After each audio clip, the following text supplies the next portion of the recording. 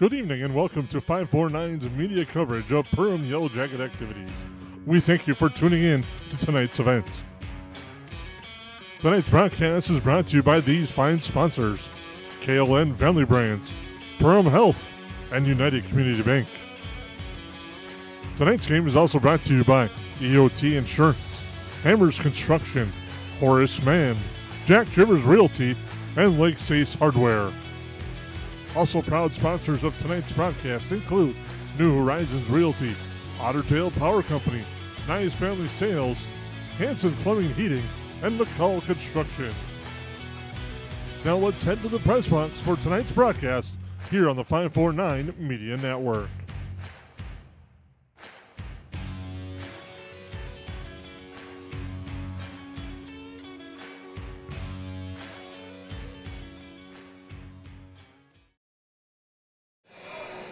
Well, welcome live to the Hive for Section 8 AA Wrestling.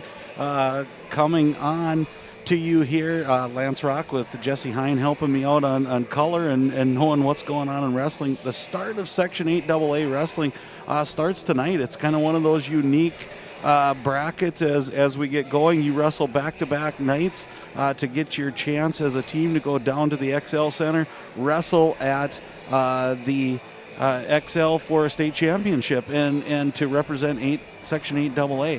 Tonight, we're one of the four host sections here at Perham High School in the Hive, and there are others we'll talk about later on as we go through. It's all the high seeds are hosting. So what you're going to have here tonight, we're going to go two matches tonight, all on the same stream. So whatever team you're rooting for here, you can stick with the same stream. It'll be about 15 to 20 minutes. We'll kind of break down what's maybe happening if we get some results other places. But definitely this will be a full night of wrestling. We're going to start our action out here tonight with the 4 and 5 seeds out of the East. And this should be a good matchup as Pequot Lakes, Pine River-Backus, the road crew comes in as the 4 seed in the East, and they'll take on the Park Rapids Panthers, who is the 5 seed. The winner of this one, 20 minutes after we're done, or closely to that, will take on the Perham Yellowjackets, who are the number 1 seed in the East. We've got a lot of things to talk about tonight.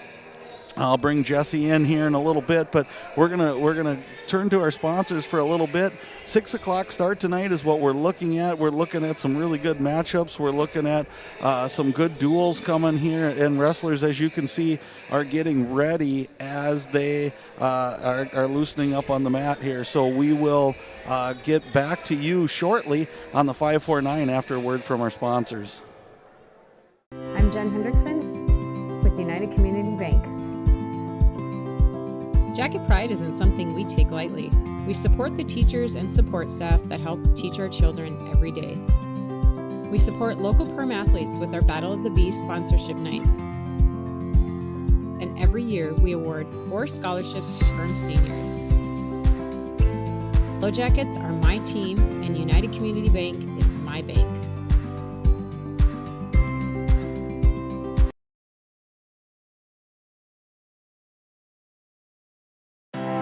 We take pride in what we send out. When you open a bag of licorice, you want that licorice to look good, you want that licorice to taste good.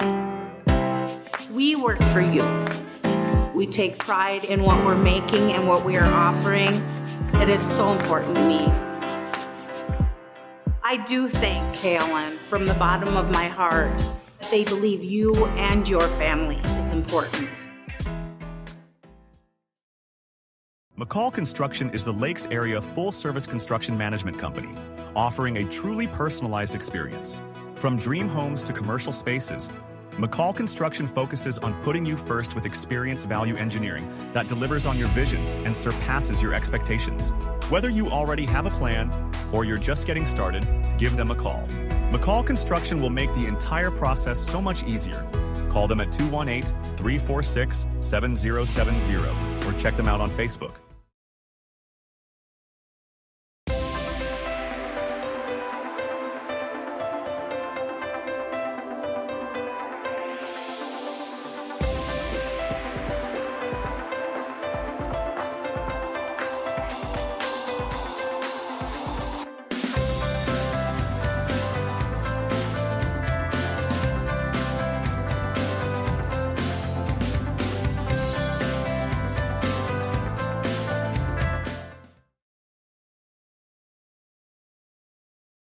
Ace is the place with the helpful hardware, folks. Why would you wander around a warehouse store looking for paint when you could just swing by your neighborhood Ace? In addition to Ace's award-winning service, we have top-rated paint brands. Plus, our color matching technology allows us to match any color. So stop wandering and start painting. Head to your neighborhood Ace today. Hi, this is Mallory Stotterell and Erica Saylor from Lakes Ace Hardware. You can expect expert help for your next project at Lakes Ace Hardware, right here in downtown Perham.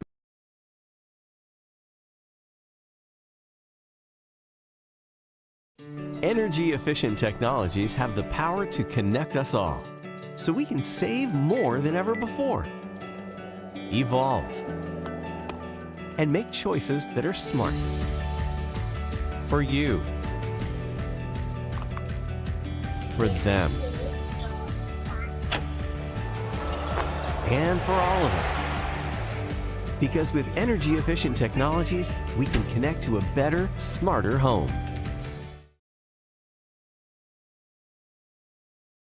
What sets the world's leading hospitals apart from the rest?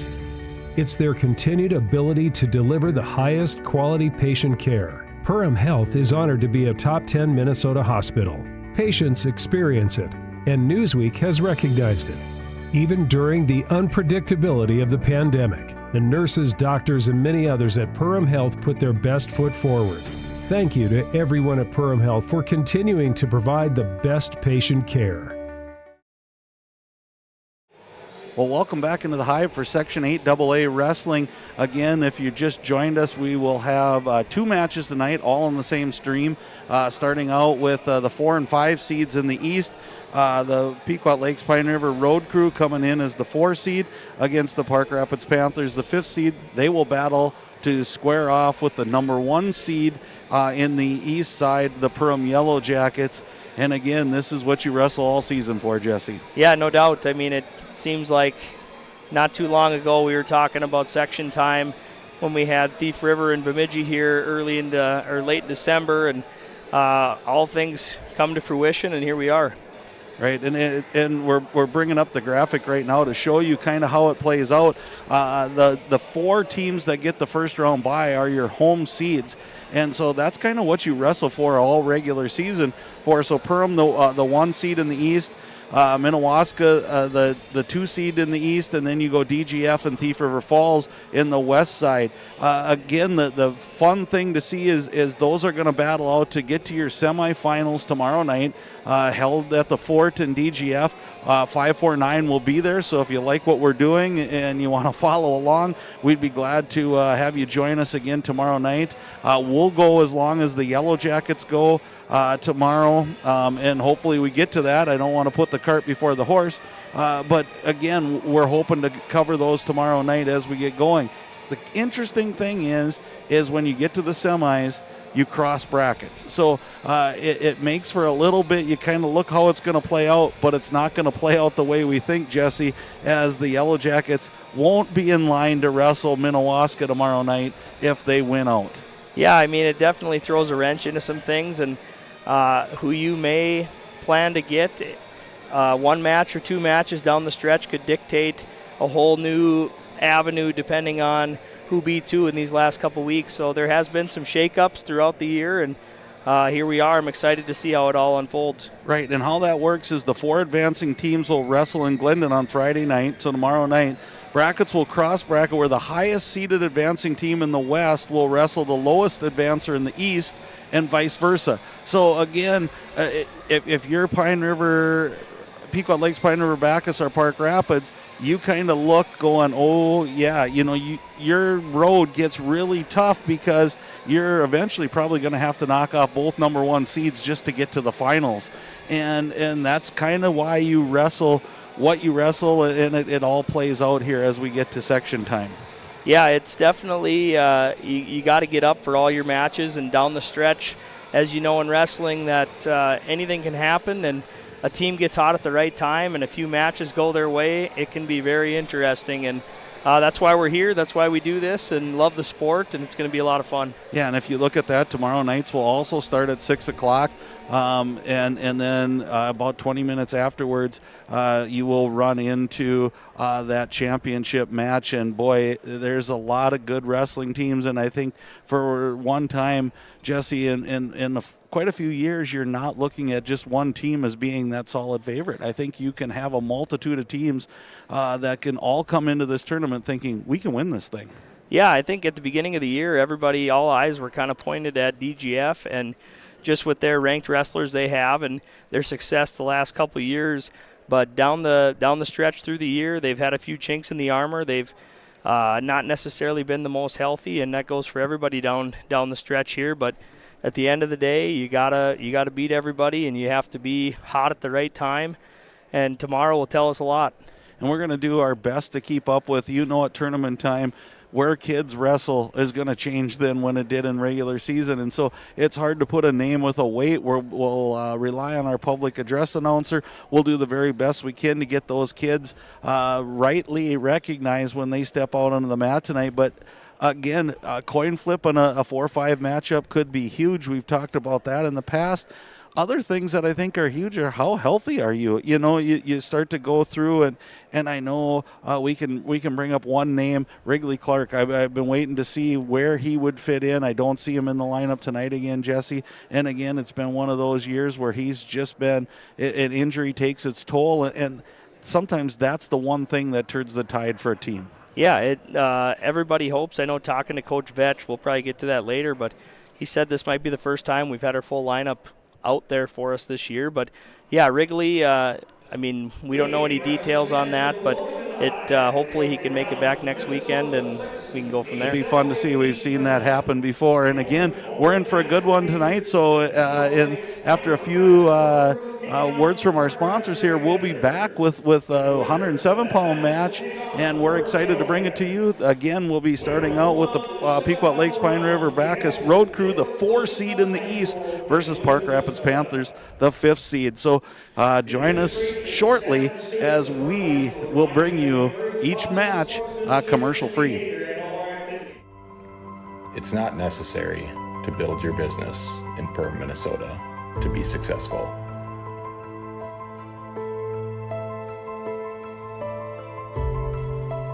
But it sure does help.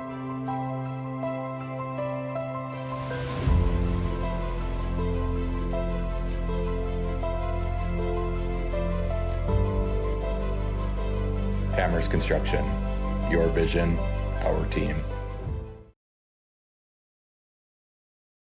Horseman Investments and Insurance can help you with your retirement planning goals and insurance protection needs. Kyle Van Dyke and his team provides educated retirement solutions, wealth management strategies, inheritance and legacy planning, and personalized auto, homeowners, and life insurance protection plans. We are here for your lifelong financial wellness. To set up an appointment, call Kyle Van Dyke at 218-236-6665 or email at kyle.vandyke@horseman.com. At Nias Family Sales, our experienced mechanics are here to provide exceptional service in a timely manner. With 10 service bays, the service department at Nias Family Sales can work on all makes and models. Our experienced mechanics can do everything from oil changes, tire repairs, brake service, engine and transmission repair, and much more. Schedule your vehicle today. Call 218-346-5976 or visit the Nias Family Sales Service Center at 610 East Main Street in Perham. At the Perham Area Community Center, we have something for everyone. Let us help you reach your fitness goals, connect with others, or just have a little fun. We offer a state-of-the-art weight room, weight resistance and cardio machines, and inspiring spin studio. If walking is your preference, our walking track is just the thing for you. We have over 20 fitness classes offered weekly. Yoga, Zabit, Strength, and Senior Fit, those are just a few. Our aquatic center is equipped with a 6-lane lap pool, kiddie pool, and water slide. Adults can relax in the sauna and hot tub. We also offer water fitness classes and open swim for the family. Find your fit at the Pack. We'd love to have you here. At New Horizons Realty, we're on your team. For over 25 years, we've been helping families and businesses find the perfect place to call home here in the Lakes area. Whether you're looking to buy, sell, or just dreaming, we've got the experience and local knowledge to guide you through every step of your real estate journey. As proud supporters of the Perham Yellowjackets, we believe in building strong teams on the mat, court, or field, and in the community. Check out our current listings at perhamrealestate.com or give us a call today at 218-346-7767.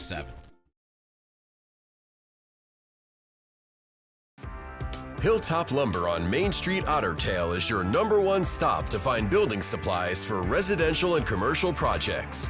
From the initial idea to final completion of your project, at Hilltop Lumber, we help plan, supply, and deliver dreams. Check out Hilltop Lumber's Marvin Showcase Center and huge supply of carpeting and floor coverings, as well as hardware and lawn care for your everyday needs. See you at Hilltop Lumber Otter Tail.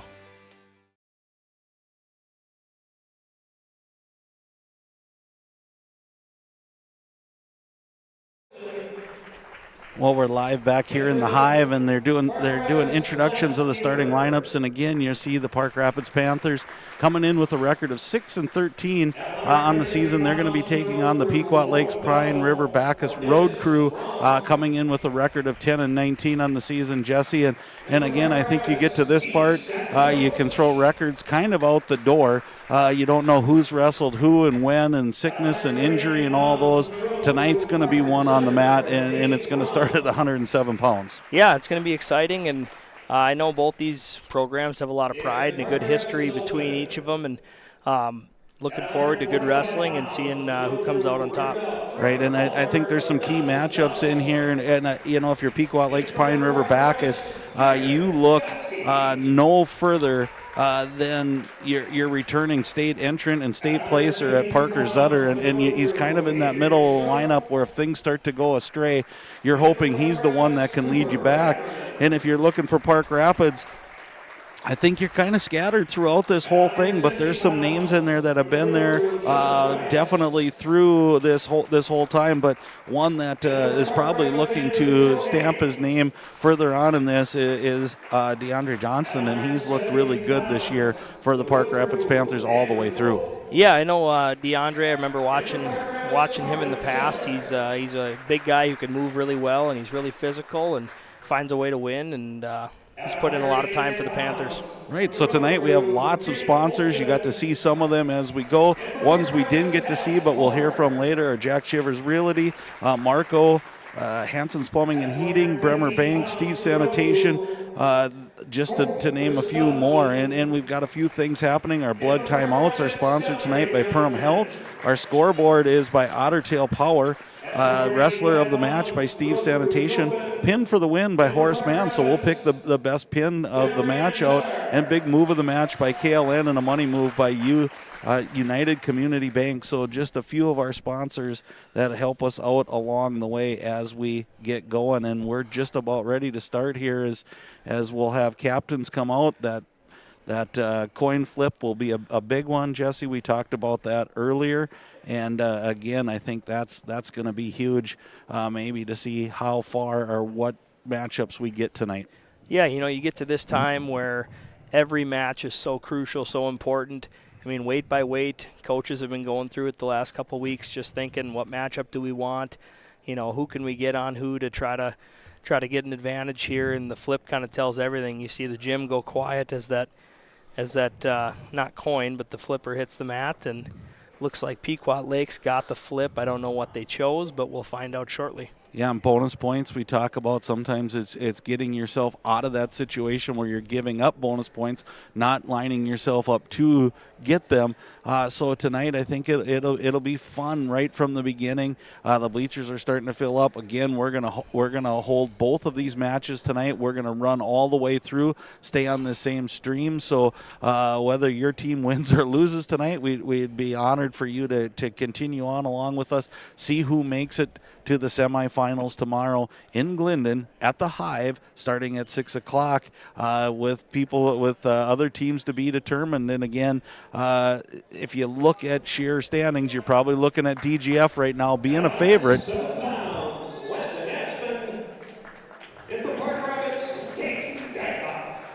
And we go on script as we go, but I was just going to finish that up. DGF back to seems like they have a full lineup. Really a tough team to beat. But again, along with our sponsors, we'd like to thank the schools of Pequot Lakes, Pine River-Backus, and Park Rapids. We reached out to them to be able to do this and bring it live, and they had no hesitation of bringing you their wrestlers. So thanks again to them for all that they did. And here we go, Jesse. Landon Ashman, a 9th grader. For the Pequot Lakes Pine River-Backus Road Crew. I'll probably get to the point of just saying Road Crew against Caden Dykoff, an 8th grader, record of 16-16 for the Panthers. Yeah, a couple of bookends out here as far as build, both slender individuals who, it's fun to watch some young guys get out there and wrestle it could be their first section tournament here, but both wrestlers just kind of feeling each other out. No commitments to a shot attempt yet. We'll see who draws first blood.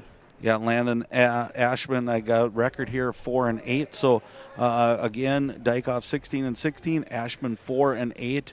Both wrestlers, we have 50 seconds remaining in the first period. Again, the nerves, I would imagine, are rocking a little bit here, and butterflies in the stomach, and that's what happens. You watch that even in the Big Ten Network, Jesse. You watch some of those first periods. You just kind of work to find out what move you think you can get and what move you know you can't.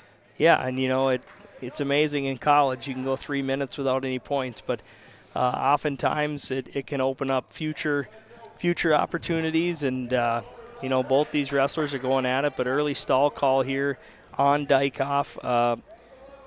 Ashman 3 shot attempts so far, hasn't been close to a leg, but 10 seconds left in the period here. And the good thing is, Jesse, they've wrestled it in the middle of the mat. They're right on the Yellowjacket basically this whole period, so neither one wandering to the edge. And again, we're going to go into the second period just where we started the first, 0-0. It is Green's choice, so the choice goes to Pequot Lakes Pine River-Backus. They defer. Top position. So one thing we know, and I don't want to spill too much, but Park Rapids has been known through the years they've carried on that legacy and that tradition of the Staples Cradle. Yeah, no doubt. You can see anytime somebody takes a top position, you always got to wonder what's going on. But right away, Dykoff going for a hook, crossface cradle in the works here. You can see Coach Dravis over there giving him a few pointers, and this has definitely been a staple for them over the years. And Coach Dravis has only thrown 1 or 2 cradles in his day, but again, a good coaching staff for both squads. And again, a little change in the Pine. I'll just go Road Crew because it's going to be too much for me tonight, obviously, this year. But they've had just such a storied program, and when you have a season that doesn't quite meet what you are. I know injuries, talking to the coaches, they have had a few injuries, illnesses. It's been tough, and still looking for that cradle. But nice coaching staff by both of these teams, and getting us information, and here really trying to stretch him out and get that cradle in as he's coming across, and I think he's going to lock it up, Jess.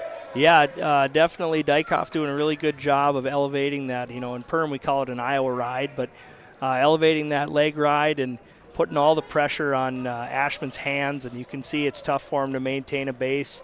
Good cradlers, they are relentless. I know earlier in the year we talked about it. Looks like we have another stall call here. This one going against Ashman on the bottom.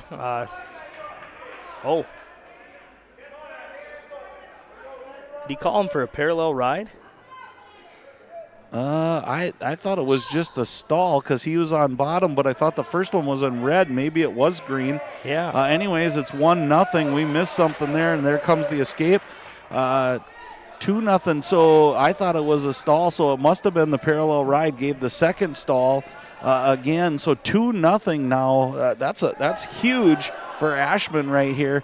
Put some pressure on with 20 seconds remaining on Ashman to get after it, or Dykoff to get after it, excuse me, and here he is. There Dykoff finally breaks the head and hands. He gets to the leg, but Ashman doing a good job with his hips.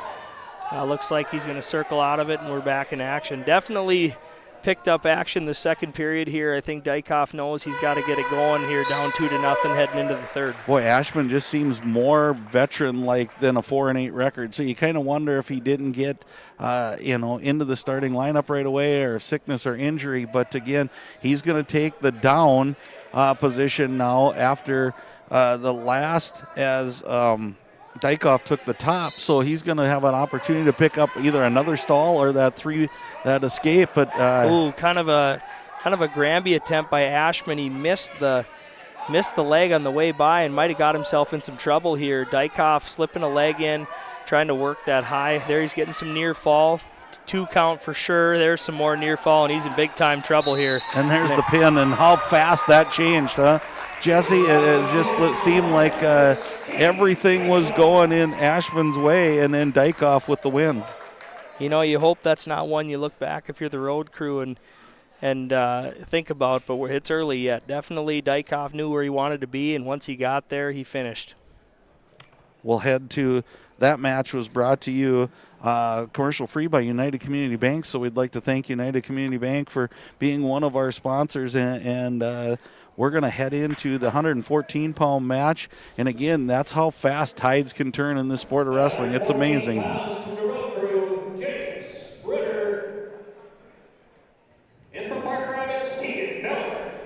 So for Park Rapids, we have Tegan Miller out there, a 7th grader, 1-8 on the season. For the road crew, we have a 10th grader, James Ritter, 9-9 on the season. Ritter in on an early double, picks him up, now has to control, does just that, gets that early 3-point takedown, and kind of trying to right the ship here after that change up that happened to the road crew in the last match. Yeah, Ritter right into a leg, into a power half here, getting some near fall. Look for him to work back up at top. He does a really good job keeping that legal. He's going to try to turn the chin here and see if he can settle in for 6. And again, it looked like Ritter came out here, knew what he had to do, has a 7th grader coming out, again, 1-8 record, and he came right to try to get more points than just 3 for the road crew. Takes a 7-0 lead. We still have a minute remaining here in the period. Yeah, Ritter looks really confident on top. Works into a little bit of a bar here. Now into a catch cradle. He's going to set back here. That looks really tight. See if he can put the knee in the side here. There's a fall. So one to Park Rapids, 1 to the road crew. Ritter with the fall. Ties the Otter Tail Power scoreboard up 6-6, headed to 121. The 114-pound match was brought to you by Caitlin Family Brands. A lot of action early here. A lot of pins. I kind of predicted a lot of pins in this match. It just seems like matchup-wise, one match to the next, you usually get a lot of falls in the first round here. And here you can tell you can't see it off the map, but the strategies happening of who got the flip. I would imagine that Pequot Lakes Pine River-Backus is telling who they're the first to initiate, and now the reaction by the Panthers is happening, and they're changing up their lineup just a little bit. Yeah, it looks like. Or maybe vice versa. Pequot shows first here. Oh, it's a forfeit. So that 121-pound match was brought to you quickly by Nias Family Sales. Wyatt Borders came out, a 10th grader, 9-20. He picks up his 10th win. So Borders gets a forfeit win, now increasing the lead for the road crew to 12-6, heading into 127 pounds. At 127 pounds from the road crew, Bryce Mick. In from Park Rapids, Leo Huber. All right, so we're heading into 127 pounds, brought to you by Hanson's Plumbing and Heating. We have for the Park Rapids Panthers, Leo Kuber, 5-23 on the season. He is a sophomore. He's going up against Bryce Mick. Bryce Mick, also a sophomore, but a 24-19 record. And so a lot of matches by Bryce Mick, and it definitely has his way around. But here, a little front headlock action. We'll see what happens. Yeah, Mick looking like he's got to go behind. But Kuber does a good job squaring up, getting back to inside position here. Good action, long shot from Kuber there, but he works his way through. He's deep on the hips. He's going to finish for a 3-point takedown. And again, excitement there for the Panthers. And again, the head's kind of trapped inside there, so you always worry about a little headlock throw coming in here. And there it is. He settles down, and it's going to be tight. And again, I think this is just a matter of time. Again, you said, Jesse, he's got this thing squeezed really tight, and it almost squeezes the wind right out of you, I believe. But nice fight here by Cooper as he's working really hard, but now settling and resettling back in. Yep. It's a long time to be on your back, but a lot of good action there. Yeah, you could kind of see that one coming from a little ways away, but a nice early takedown. But again, that's happened now twice to the Panthers, Jesse, as they've done some really good things, and sometimes that's what happens in a year like the year the Panthers are happening. You just can't maintain that momentum all the way through. Yeah, something unique we haven't mentioned in the section tournament. If you have an open weight in the section, that carries with you the whole section tournament. So kind of unique. You often see it in the first round, but later on it definitely makes a difference. It certainly does. You never want to give up 6. At 133 pounds from the road crew, Owen Double. And from Park Rapids, Heath Safatovich. All right, so Heath Safatovich comes out at 133 pounds. He is a junior, 12-28 on the season. He will be taking on Owen Dobble. Dobble also a junior, 15-14 on the season, so it could be a really good matchup. But Dobble looks really aggressive and quick on his feet right now. Yeah, good action right away. Some hand fighting into the front head here. Looks like he's trying to do a whip, but Safatovich does a good job of not going over. This 133-pound match, there we're going to probably get some back points going. 3 and back points. This 133-pound match is brought to you by East Ottertail Insurance. Yeah, really nice whip there. He's got a long time to settle in.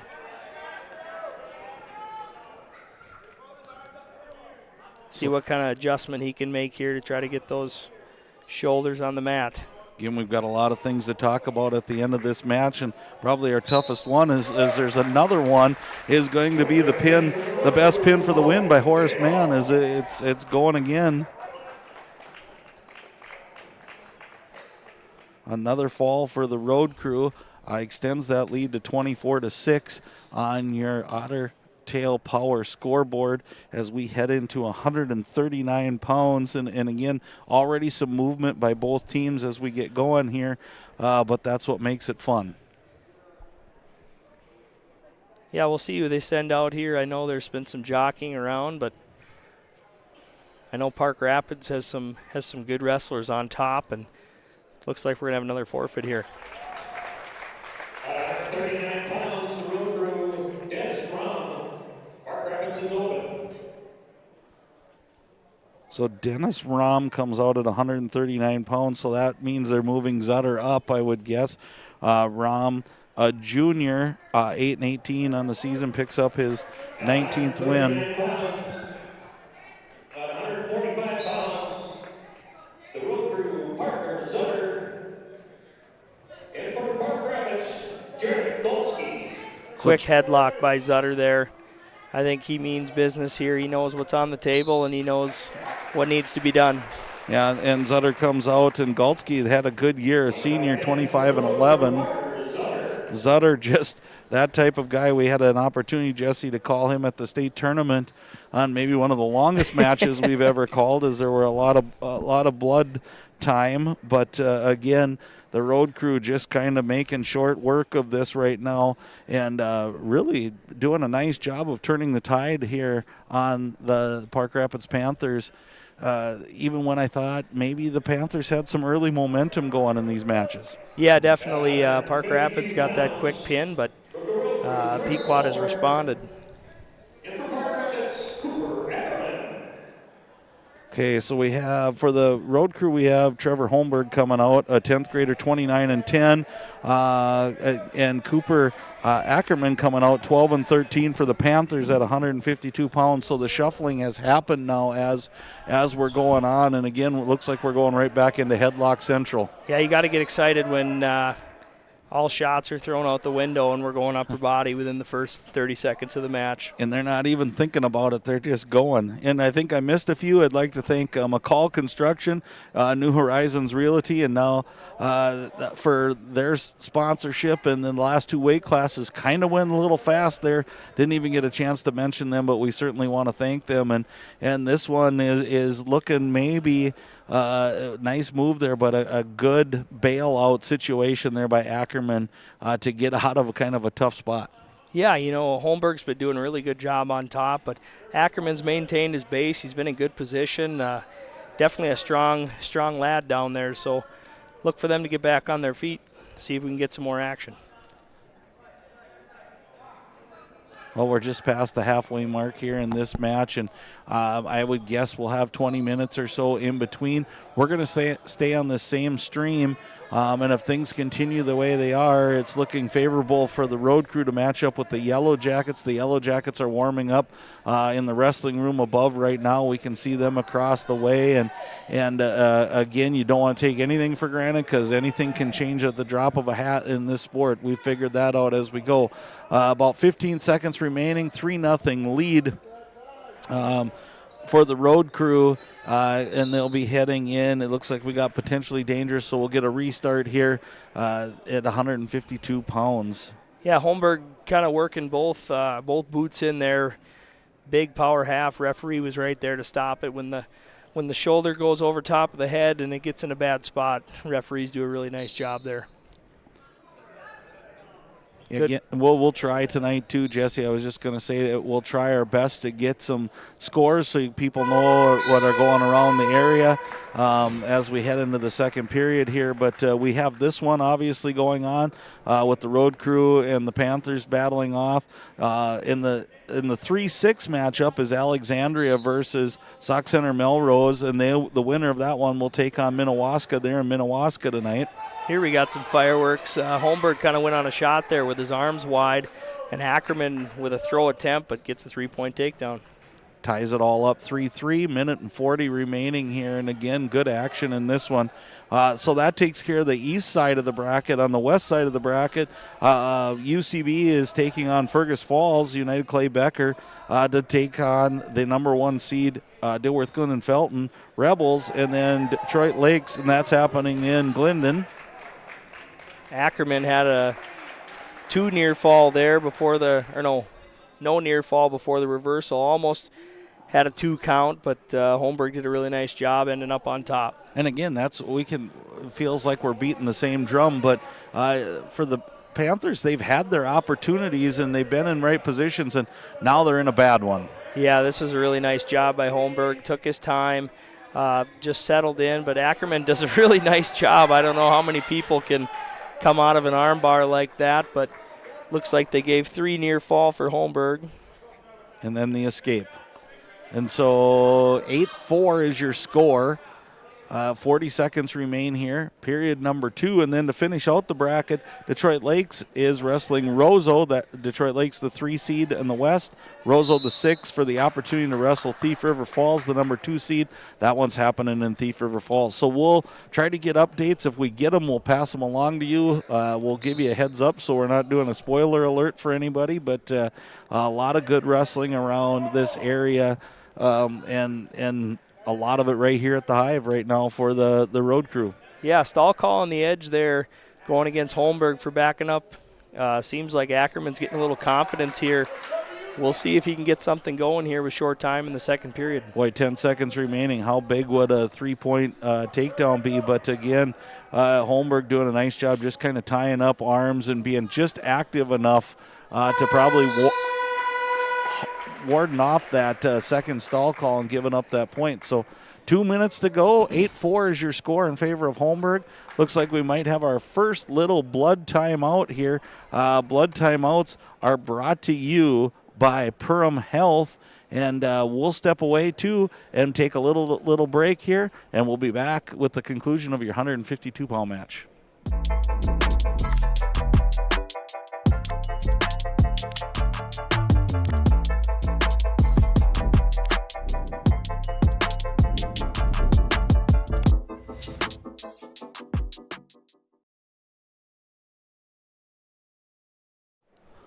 We'll welcome back into the Hive, and again, Colton Lehman, Johnny on the spot, works at the Perham schools here and does just a fabulous job.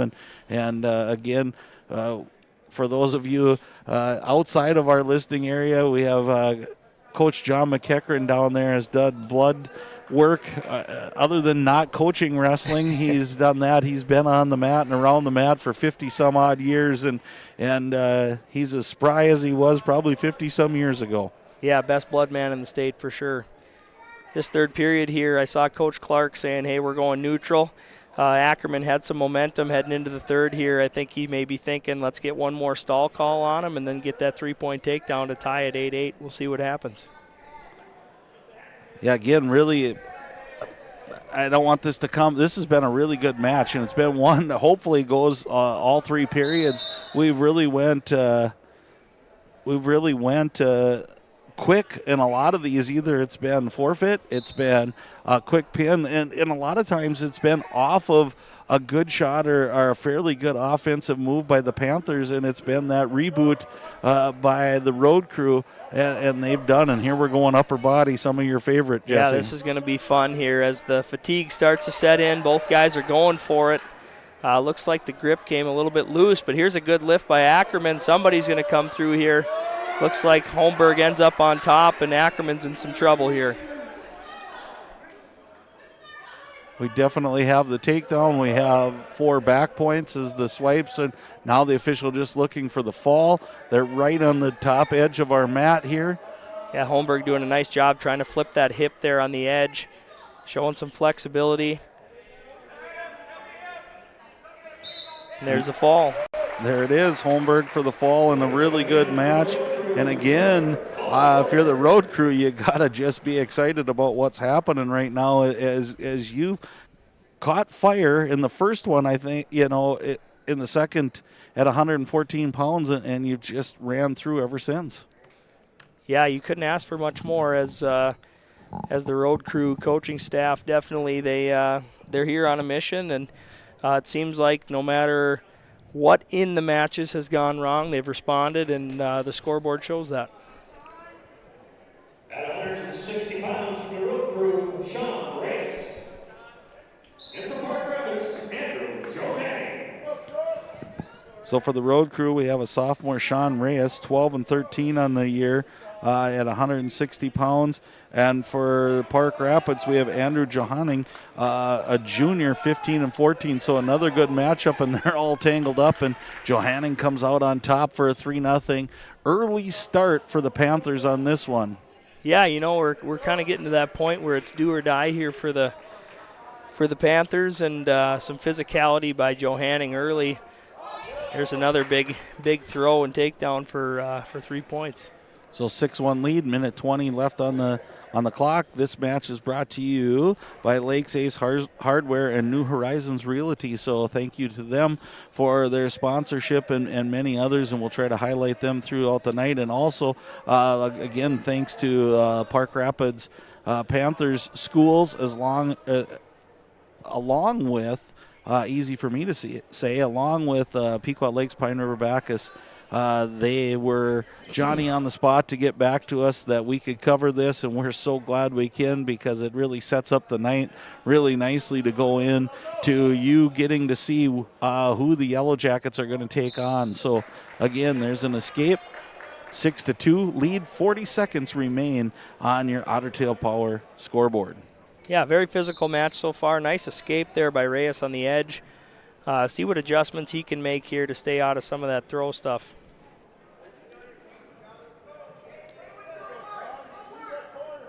Kind of a long shot. Good second effort by Johanning. Kind of a whip over attempt, but Johanning finishes for the 3-point takedown. Yeah, initially I agree with you, Jesse. I thought he was a long way in, but he got a good knee slide in there to get into closer to the wrestler, and again takes a 9-2 lead, 10 seconds remaining. So look for that ride out right here and heading into the second period. Yeah, quick stall call there on Reyes on the bottom, but like you said, Lance, on your feet, a lot of young guys, if you're watching, take note of that. You'll see that in college all the time. That second little slide tightens your hips, and it increases your takedown rate by a lot. Looks like it was Reyes' choice. He defers. Johanning takes down with the 9-2 lead going into the second period. 42-6 on your scoreboard in favor of the road crew. Again, we've laid out. We'll do it again in between matches, kind of what we have. We've got a good little graphic to show you all the rated wrestlers, so it's one thing to think team right now. You flip the script next week, Jesse, and what a turnaround. Now you start fighting for yourself in individual tournament time. Yeah, it's definitely unique. There's no other sport like it where you're playing for a team and then all of a sudden you're kind of wrestling for yourself and doing things you need to do, but that's why we love wrestling. And if you happen to be that team that makes it, you flip the script again to go to the state tournament and team, and then if you're individual, you go back the other way again. So again, it's that ultimate sport, and I think that's what I enjoy. It's a physical sport, but it also develops you to make you very physically and mentally tough. And these two wrestlers are going at it right now. Ooh, it was a really nice sweep single attempt by Reyes there, and he's going to end up with a takedown. Wow, what a series there. Reyes initiated the single leg. Johanning did a really good job fighting it off, and then when he was dead in the rights, Reyes ended up on top for 3. And Reyes just showed that athleticism there. Most people would have got caught on their hip or thrown to their back, and he just kept those feet moving. Ooh, we've talked about that a lot. He's got a catch cradle here. Johanning's in trouble. 50 seconds left, and there's the fall. Wow. Again, how many times have we said this, Jesse? And I know it's at least been 3 times tonight where Park Rapids Panthers have been in control almost and doing the right things, and then all of a sudden they end up in a bad spot like that and they get pinned, and that's what's led to the scoreboard being 48-6 right now, and it really could have been tighter, and that's what's given up 2 open weights to give up 12 points as well. Yeah, definitely. It almost is a strategy there, it seemed. Reyes turned it on, quick takedown, and he knew to go to the cradle right away and finish the match. 72 pounds from the road crew, Andrew Volk. For Park Rapids, Corbin Schiller. Corbin Schiller coming out at 172 pounds, a junior, 14-9 on the season. For the road crew, a junior, Andrew Volk, 9-26 on the season. So we've got Schiller Volk on the mat at 172 pounds, brought to you by Hammers Construction. Some jockeying around here. Schiller doing a nice job working the pushing and pulling, snapping. Some good action. We'll see if he can run behind here for a 3-point takedown. We're close. He might be trying to set up more here with a cradle, but he works his way to a single. Volk doing a nice job, but nice 3-point takedown by Schiller. Yeah, Volk kept moving, kept those feet going, but Schiller just crafty enough and to kind of leech on to the back and get going.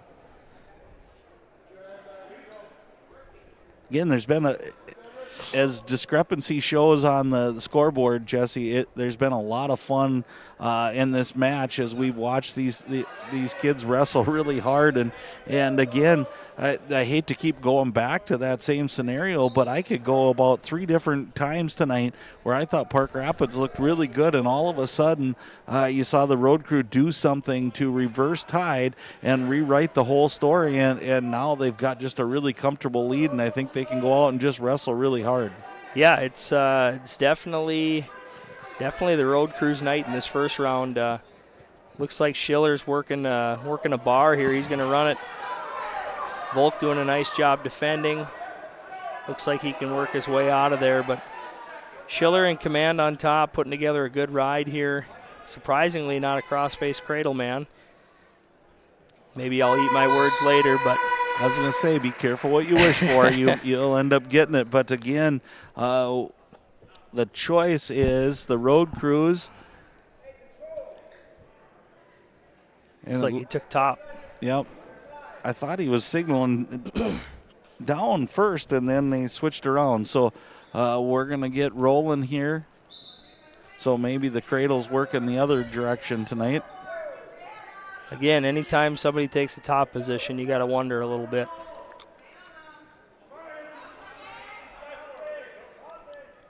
Volk with a good breakdown, working wrist. Applying a lot of pressure here.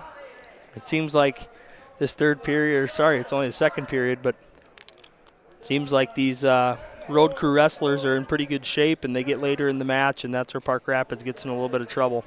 One thing that's been interesting is as we head further into these matches, the stall call has been fairly fast tonight, and I know that was one of the rule changes, but it's a rule change that you don't see all the time. But this official seems to be wanting these guys to get moving, and it has forced them to go as soon as he's called that stall. So again, nice use of the stall call to keep action flowing tonight. Yeah, Schiller doing a nice job in that front headlock again. He kind of buried his arm, which isn't necessarily what you want to do, but he found a way to kind of muscle his way to a 3-point takedown. Yeah, so 7-0 lead in this one at 172 pounds.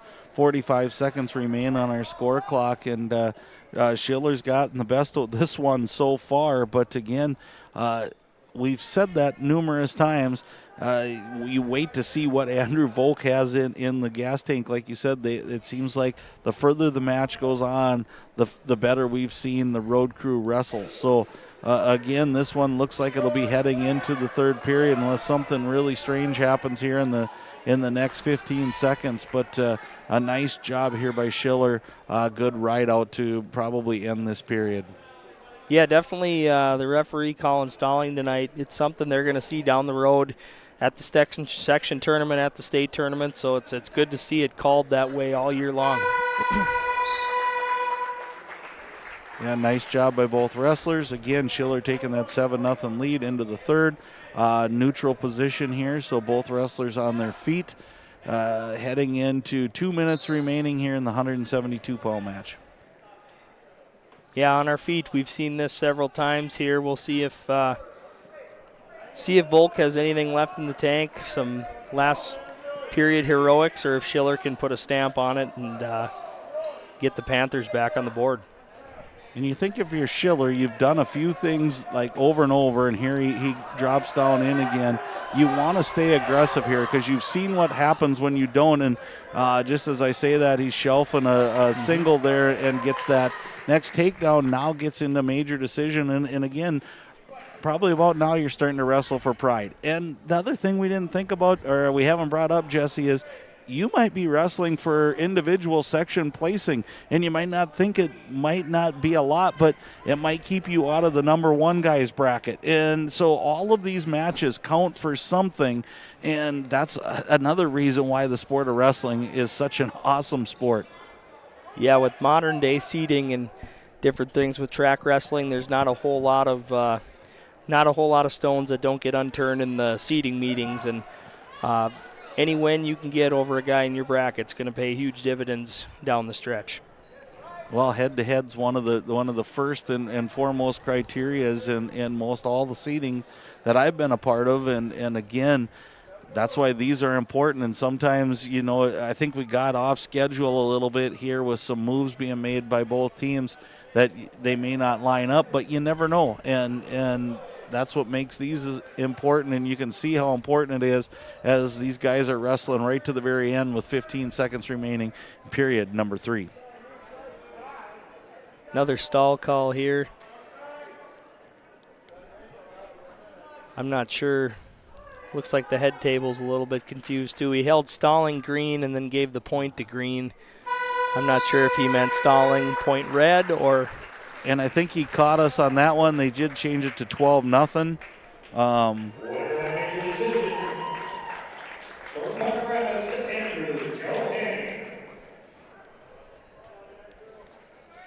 Okay, that was Johanning. They said Schiller first. Yeah, they said Schiller to start. So head table may be goofing us up just a little bit here tonight. We apologize if that's the case because we called the whole match for somebody else. But either way, major for the Panthers right there brings the score to 48-10. I didn't hear who was out. Did they announce? Oh, there we go. From the road crew, Jake Olson. And for Park Rapids, Alex Homer. All right, we're back on schedule. So for the Panthers, Alex Homer, 10-13 on the season, a junior. He's coming out against the Road Crew's sophomore, Jake Olson, 5-15 on the season. And again, these would probably be the weights that you would hopefully want to see a little bit of hay made here if you're the Panther fan. And again, you may go, well, it's 48-10, a little too late. But these are important matches when you head into that individual seating, and each one of these is really important. And here we go, a double leg into hopefully an easy letdown here. What I was fearful of is sometimes you get too much momentum and you roll through that, and nice job of catching himself there was Alex Homer. Yeah, really nice job circling him back to the center, controlling him on the way down. I know that was a big point of emphasis last season, but Homer out here with one job to do, referee right there to stop. Looked like the shoulder was in, full Nelson actually. And he cut that one quick here and did give the penalty point. So 3-1 is your score, 47 seconds remaining on the clock. This 189-pound match is brought to you by the Perham Area Community Center. Yeah, sometimes on top you get guys work that wrist half and your two hands get really close together there, and I think that was the case in that position. You'll see Homer try to drag him forward over his inside hip here as we work that wrist half. Olson doing a nice job fighting that off. Well, he's done a nice job keeping his base, and when I say that, there he goes back to his base, not crouching down and getting yourself into kind of that ball where there's very little defense you can do other than get a stall call, or you end up getting cradled up by Park Rapids area. And again, nice job there. So 3-1 going into the second period here. Looks like we're going to have coach's discussion here, probably wondering maybe about that full Nelson call. I can't think of what would be. It looks like they're changing the score, but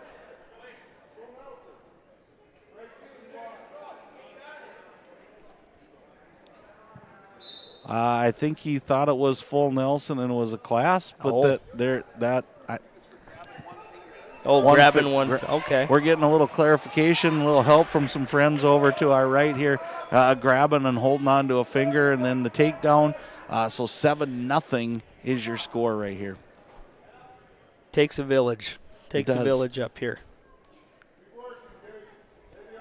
Homer doing a good job on top, getting a breakdown and going right back to work on that wrist half series. We'll see how long the official goes here. Looks like he's leaning in for a possible stall call, making sure everything's legal.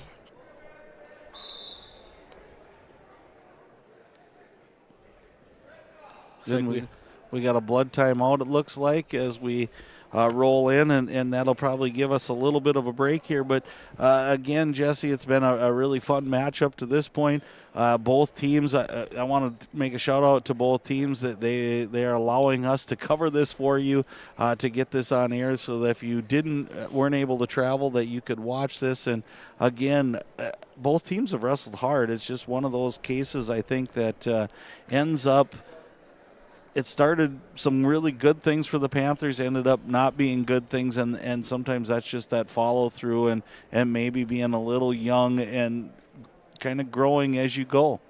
Well, in some of those matchups, like you said, if they swing the other way and you're one of the Panthers wrestlers, you're thinking heading into 189, 215 and heavyweight, you're sitting pretty. But the road crew doing a good job of finishing matches the way they needed to, and they have themselves in a pretty good spot. Right, we're rotating some of our ads on the score or on the mat right now. We'll take those off as soon as the blood timeout is done. But again, we'd like to thank all of those sponsors for bringing you basically commercial-free wrestling here as we try to honor them the best that we can. And it looks like we are all cleaned up here as we roll through some of those ads. Again, we'd like to thank those sponsors for making this happen, along with both school districts who helped us as well to bring this to you tonight. And 7-0 lead, minute 15 remaining in the second period at 189 pounds. Nice lift, mat return there by Homer. Right back to that wrist half series. You wonder how long Olsen can stand out. Looks like we're going to go to our feet. Maybe some more blood. Looks like we have a little more blood, and we got people coming out to help out. So, yeah, that's one of those things that it's tough once you start getting those blood timeouts. It seems like they're ongoing. We're going to step away here while they clean up the mat. We'll be back for the conclusion of the 189-pound match on 549 Media Network. Since 1980, more families have trusted Jack Chivers Realty than anyone else in the Lakes area. I'm Blake Olson, the owner of Jack Chivers Realty. Our dedicated agents have a deep understanding of the area. We live here and our kids go to school here. Let us find the perfect home for you and your family, or lean on our knowledge and marketing to sell your home. Find out how Chivers delivers right here in Perham. Reach out today and start packing. JackChiversRealty.com.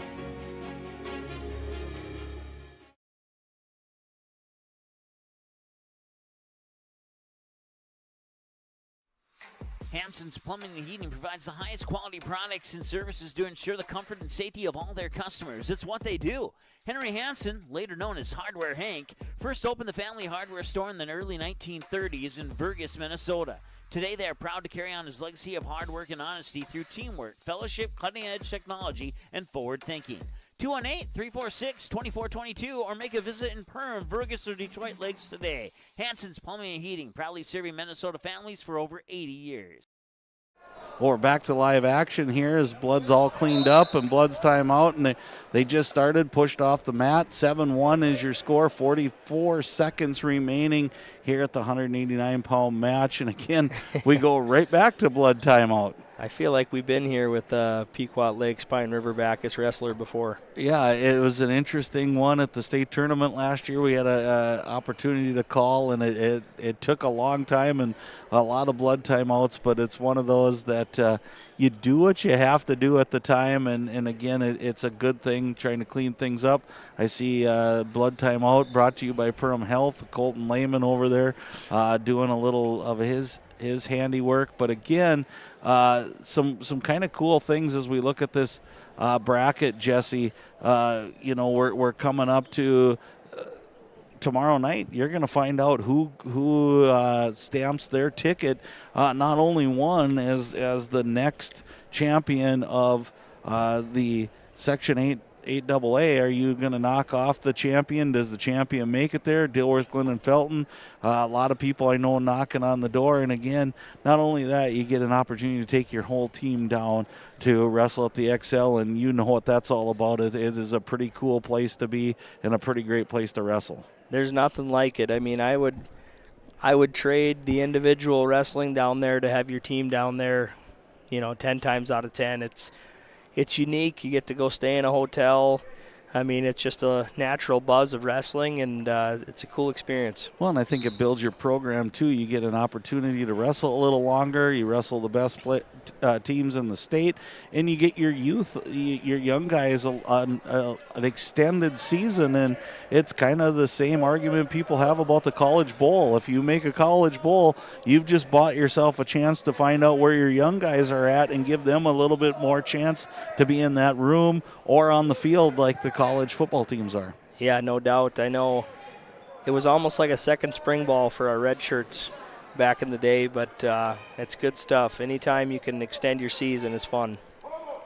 Yeah, nice job here by both wrestlers. 5 seconds remaining on your clock. We'll head into the third period, and again, stick around because one thing we found out tonight is anything can happen. It doesn't matter what the score is or who's leading. And again, it will be the road crew's choice, and we're taking the top position. So let's see what happens here. Jake Olson says, let's go top. And so the coaching staff, he looked over and they didn't even think about it again. Nice stand up here and rush out of bounds again, but a good stand-up there by Alex Homer. Yeah, Homer with a good approach here. You know, if your opponent picks top, he obviously is most confident up there, so you can't sit down there. But Olsen doing a nice job stopping that first move and just sticking with him. But Homer clears away and gets an escape. 8-1 lead now, minute 40 remaining in the third. Ooh. Stall call again. I'm not sure I like that one, but we'll take another blood time here. Another blood timeout, and we'll take that blood timeout with them if I can find the right buttons here. But again, it's 48-10 on your scoreboard. Road Crew over the Panthers here on the 549 Media Network. When you're running a business, you don't have time for doubt. You need a banking partner you can trust. One who is as invested in the success of your business as you are, and has all the products and services you need under one roof. At Bremer Bank, we're here to listen and learn, because you know your business best, and we'll back you up with insightful advice and personalized solutions that help you achieve your goals. Work with Bremer Bank, because understanding is everything. Yes, garbage is gross, but here at Steve's Sanitation, we are your trash experts with experience to back it up. At Steve's Sanitation, we know how to schedule your trash pickups without missing a beat, and we have been doing it for over 30 years in Perham and the Lakes area. Steve's Sanitation has been voted the best garbage service in the Lakes area since 2019. With 30 dedicated employees, we're here to take care of your trash. For more information, call us at 218-346-4834 or visit our website at stevesanitation.com. Well, we're back to live action here. Both wrestlers in the middle. We got a throw. Throw attempt here by Olsen. Really nice job, but Homer ultimately a little bit stronger, I think. Reached back and threw one from left field, and Olsen's in big trouble here. And I heard a saying on Big Ten, it's better to throw you than to know you. So I kind of like that one, as that's what it seemed like right there. 15-1 score right now. And we got some blood, I think. And we're back to a blood timeout, but I like that one of the wrestlers, hey, they'd rather throw you than know you. And again, you saw that happen. And we're going to pull up a graphic here that we have, and we'd like to thank this Perham School District employee, Tanya Beachy. She just knocks this out of the park as putting everything together. You're going to see coming up, we talked a little bit about individual wrestling, Jesse, and here are the rated wrestlers in Section 8AA. So you go from 107 all the way down the line, and you can kind of see they're in different colors to maybe try to represent where they're at, and you look at where we're at in the team competition, and you start to look at DGF. 107, you got Cozen, 133 Lubke, 152 Lionheart, and then you go through their version of the old days of the Yankees and their hitting row of what they're just tough. Mashesky, Johnson, and Roy Rude to end. So they've got quite the contingent of state-ranked wrestlers. And again, people may look at this and go, that's not as many as we've usually seen. That doesn't disqualify what kind of wrestling is in Section 8AA. Again, rankings are rankings, but it gives you a good drop-off point to see where we're at. And we got not only do we have ranked wrestlers, we've got Zutter at number 2 in the state who just wrestled, Detloff at 3, Kosen at 3, Johnson at 3. So again, as we transition back to this match, there's a lot of good wrestlers and a lot of them that are looking to medal when it gets down to the XL Center. There's a lot of unranked wrestlers who end up with a medal around their neck when the season comes to an end. And the beauty of it, too, is, after the section tournament's over, everybody in Section 8 is cheering for everybody on that list. So it's a unique brotherhood where you're competing and then you're cheering together, and what makes wrestling special.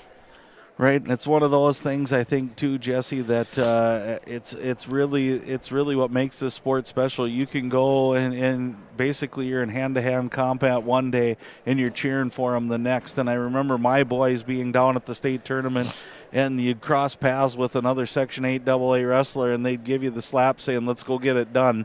Let's represent the North. And that's kind of the pride of what this is all about. So, again, we're running down on blood time. We're under a minute and a half. So again, we're in the third period, but those sorts of things, you don't generally see it play out that way. Usually the officials have a really good way of holding this together, but there's been a lot of blood time here.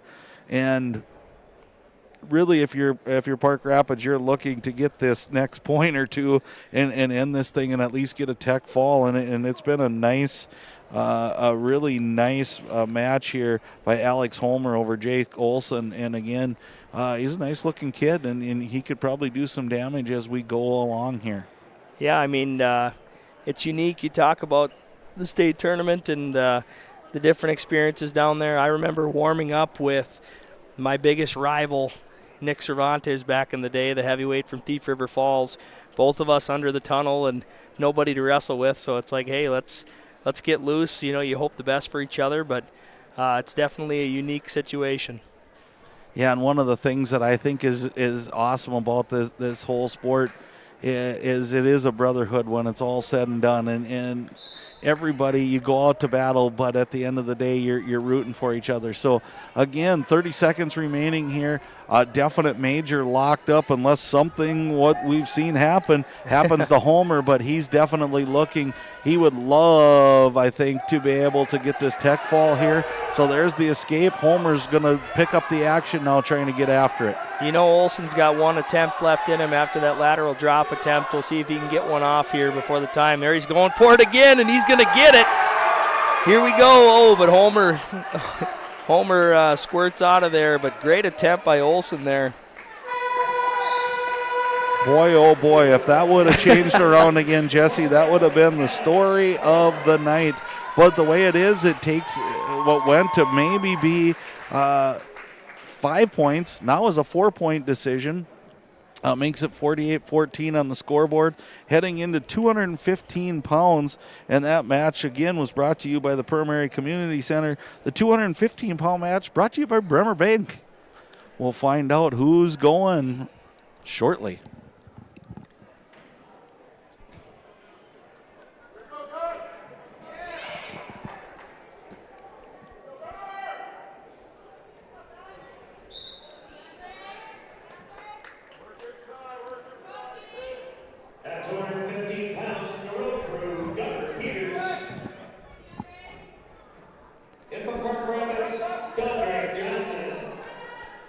Gunnar Peters coming out for the road crew.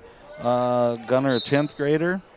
3-3 on the season. He's kind of got the task here to take on DeAndre Johnson. 25-3 on the season, a senior. Again, it's been amazing to watch his story unfold here, and he's a tough customer right now. And again, I think he's looking for more than just tonight as he heads into definitely some individual time. Yeah, it's been fun to watch him develop as a wrestler. I know when he was young, he's been a big guy for a long time and might have took his lumps early a little bit, but he always had good technique and stayed in really good position, and it seemed like you could never count him out of a match. So it's fun to see those guys grow and now turn into what he is today. Yeah, and he's just looking for that fall, and he gets it. So Johnson with the fall adds 6 more points to Park Rapids, and now you start to think about, Jesse, what woulda, coulda been as they're going on. It's 48-20. What happens if 3 of those don't come falls and you win those? All of a sudden, this is a tight match as we head into 285 pounds. This one's going to be brought to you by Marco and Hilltop Lumber. At 285 pounds, from the road crew, Colt Christopherson. And for Park Rapids, Zamarian Miller. So Zamarian Miller comes out for Park Rapids, senior, 3-15 on the season. He's going up, bumping up as Colton Christopherson. He is also a senior, 11-14 on the season. A long wrestler if he weighed in at 215 pounds. Again, so sometimes now you see guys giving up their spot for what's best for the team. You might see him at 215 pounds when it comes to the individual tournament. Yeah, definitely. He's definitely a tall drink of water, pretty well put together. Definitely strong, just looking early at some of the maneuvers we're doing here. But Miller doing a nice job tying up hands and just staying in good position. And Nobody seems like they like where they're at this point.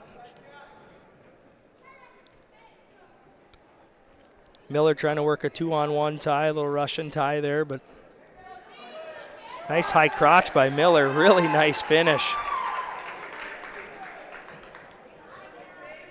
See if he can go to work on top here.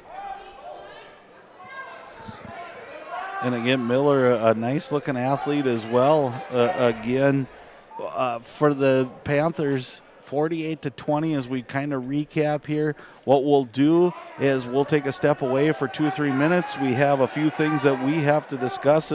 As you can hear when they go upper body, everybody starts to get on their feet. Doesn't matter what the score is. 20 seconds remain here. We'll step away.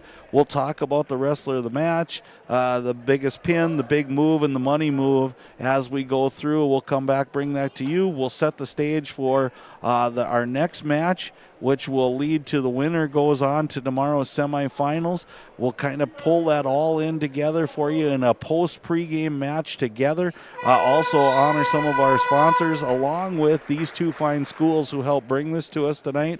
And we'll do all that in about the 20-25 minutes of time that we have before. We'll stay on this same stream, so don't go away if you want to continue to watch wrestling. And also in that time when we step away, we'll try to gather some scores here and try to fill out that bracket for you as you follow along to find out who's going to be the champion of Section 8AA. Miller doing a nice job coming to his feet, gets hand control, gets separation with his hips, and he's looking more and more confident as we go here. Again, 4-1 lead now, minute and 35 seconds remain here, period number 2, our final match, and another stall call. And I probably am going to be not stepping out on a limb here to say it's the most stall calls I've seen. But then again, we're heading into tournament time, and you said, Jesse, and it was well stated, things change when you get to this part. Yeah, definitely. Miller, you can see pulling hard on that head. He's pulling, waiting for Christofferson to put his head up. I think he's going to try to throw a big headlock here, but got out of the tie. Looks like referee's going stalemate here. Oftentimes you'll see heavyweights get the double stall. I hate that call personally, being a heavyweight, but looking for some action here. Yeah, again, if you're gonna give a double stall, just go stalemate, get them started again, tell them get moving, and I think you're more successful. Yeah, Christofferson with a shot attempt there. Miller using those quick feet, didn't quite get around. Christofferson continuing to go forward, looking like he's going to come out with a high crotch here. Yeah, Miller, you could see left that back leg to drag and got a hold of that. Here we go. Nothing. Just toe didn't quite drag enough, but nice little elevator attempt by Miller there. You could see that coming. A lot of momentum out there. Yeah, and it was again, high hip was going to win, and that was fun to watch. 24 seconds remain. 4-1 is still your score. We're heading to period number 3 coming up here shortly, and we'll go from there. But again, this has been a fun one to call, fun one to watch, and here we go again. Christofferson with a little snatch single there. Looks like nice little freight train double there by Miller at the buzzer. He gave him the 3. It to him. Wow, that was explosive. And again, we might be stepping away here just for a little bit as that one came down kind of hard. So we'll be back here shortly to see how this all ends up. What sets the world's leading hospitals apart from the rest? It's their continued ability to deliver the highest quality patient care. Perham Health is honored to be a top 10 Minnesota hospital. Patients experience it, and Newsweek has recognized it. Even during the unpredictability of the pandemic, the nurses, doctors, and many others at Perham Health put their best foot forward. Thank you to everyone at Perham Health for continuing to provide the best patient care. It's something new every day, some different stuff to do. It's not the same monotonous thing over and over again. Everybody works together, everybody knows everybody, we all get along just well. It's just a great company to work with.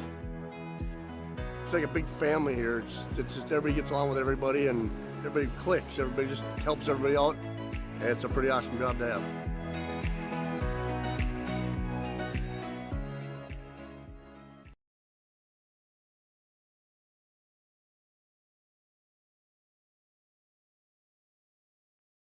Jen Hendrickson with United Community Bank.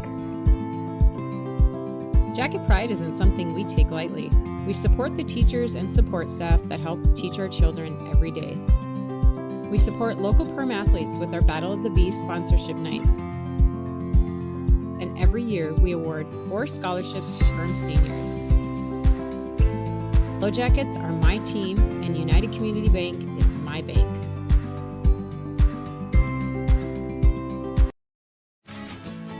Hey, it's Tucker again. Did you know?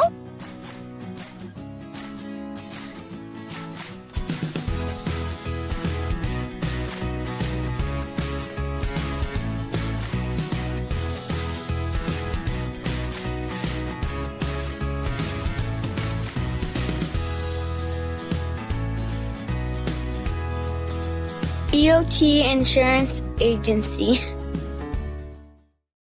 Well, we're back live after getting checked out. Both wrestlers seeming okay. Nice to see Colton Christofferson back on his feet. Again, the takedown was awarded, so 7-1. We've got 1 minute and 40 seconds remaining here. Both Jesse Hine and myself are really really impressed with Miller out of Panthers. And Jesse, you can kind of share with me what impressed you the most so far. Well, just at heavyweight, you don't often see too many shots, and we've seen 3 good shots out of Miller so far. He's able to finish 2 of them, and just really good movement, really good action, and see what happens here in the last minute of the period. Right, and this will be our final one. Again, we'll stay on this stream. Stay with us. We're going to come back. We'll wrap this one up, and again, Miller with a big step through. And again, with the wrestler going to the mat here, we're gonna step away for a second. He looks like he's up. We'll hang tight. Looks like he's good to go. Again, a couple of scary moments here, but again, Colton Christofferson shaking it off and going 7-1. We're just under a minute to go here. It looks like Pequot Lakes Pine River-Backus is going to move on to take on the Perham Yellowjackets. So the 4 seed versus the 1 seed. So we're staying chalk up to this point. Nice work, and again, I agree with you. I'm impressed with Miller and just a super job with what he's doing. So again, he gets another takedown, now gets to the major decision. And again, these are the things you can build on if you're the Panthers, Jesse. You've had glimpses of some wow moments. Yeah, for sure. And you know, Miller's been really aggressive this whole match, and kind of wore out Christofferson a little bit, and now getting to where he wants to be, and he's comfortable in the positions he's been in. Here Christofferson's gonna get the escape here. Short time left in the period. 4 seconds remaining. It looks like a 10-2 score is going to be in favor of Miller, which is going to give 4 more points on a major decision, which brings our final score to 48-24 in favor of the Pequot Lakes Pine River-Backus Road Crew. They will come up next on this same stream against the Perham Yellowjackets. So I want to repeat it enough. You don't have to go look for it. It's going to be right here. We're going to run a few advertisements. Jesse Hine and myself, we're going to talk about a few things. We're going to bring you the wrestler of the match, the pin for the win, the big move, and a money move, and we'll try to wrap all those up, plus talk a little bit about our upcoming match, get that in a pregame, postgame, all in one fine bundle for you here, and we'll be doing that shortly after a few words from our sponsors, and stay tuned for more Section 8 AA Wrestling here on the 549 Media Network. Ace is the place with the helpful hardware, folks. Why would you wander around a warehouse store looking for paint when you could just swing by your neighborhood Ace? In addition to Ace's award-winning service, we have top-rated paint brands. Plus, our color matching technology allows us to match any color. So stop wandering and start painting. Head to your neighborhood Ace today. Hi, this is Mallory Stotterell and Erica Saylor from Lakes Ace Hardware. You can expect expert help for your next project at Lakes Ace Hardware, right here in downtown Perham.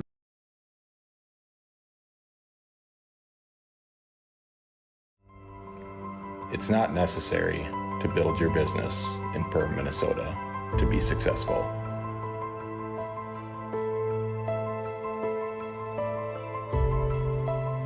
it sure does help.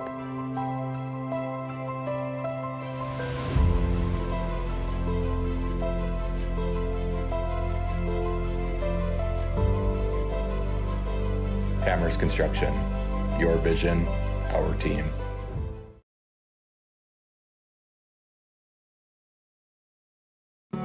Hi, my name is Wally Anderson. I've been at Tuffy's for 3 years at the warehouse. I just recently bought a Panoptics. It's like an underwater camera.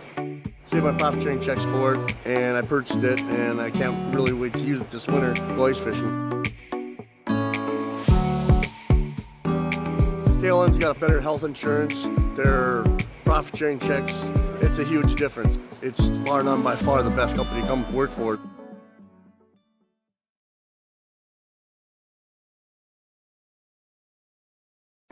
What sets the world's leading hospitals apart from the rest?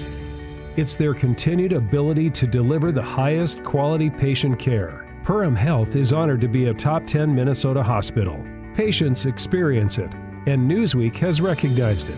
Even during the unpredictability of the pandemic, the nurses, doctors, and many others at Perham Health put their best foot forward. Thank you to everyone at Perham Health for continuing to provide the best patient care.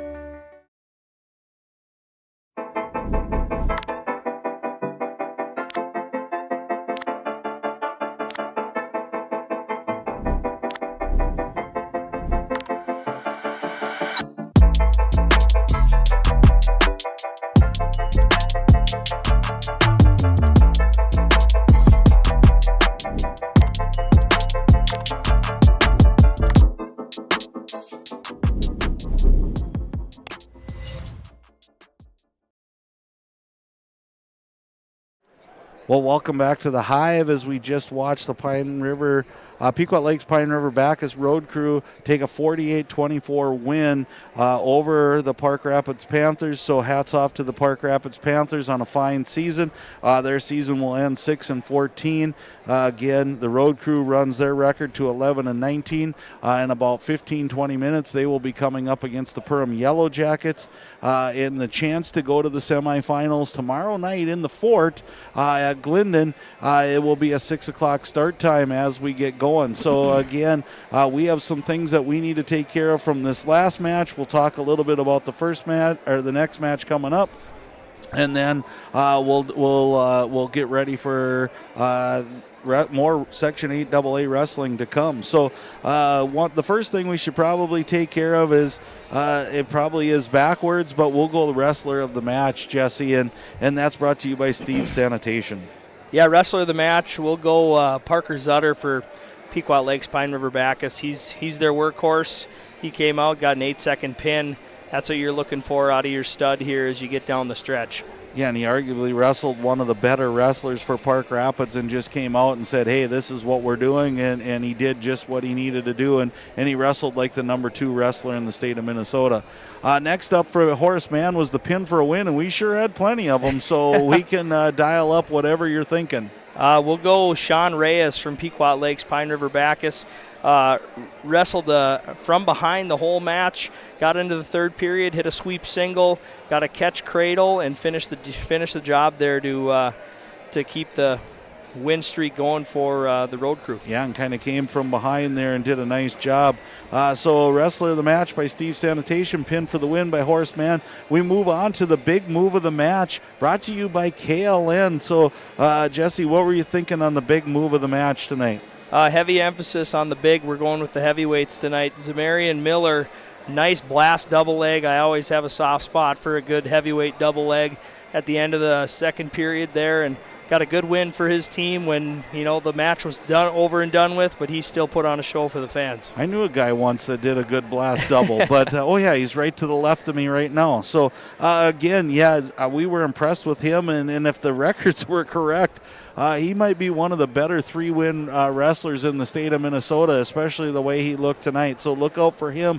Individual wrestling time coming up here. And finally, the money move of the mat brought to you by United Community Bank. We're going to go Caden Dykoff for the Panthers. He got the Panthers going right away with a big come from behind pin, and got the Panthers going on the right foot. Yeah, it was a really great match here by both teams, but fun to watch. And again, we're going to show you as we get going. You can now start to fill in your bracket at home. You're going to see Pequot Lakes, Pine River-Backus slide into that next spot. We're going to try to get some confirmation here in the next few minutes if we have any of the other ones finished. Jesse and I may have to pull some strings. We may or may not get it done. But again, if you're the Pequot Lakes, Pine River-Backus road crew, you're coming in wrestling.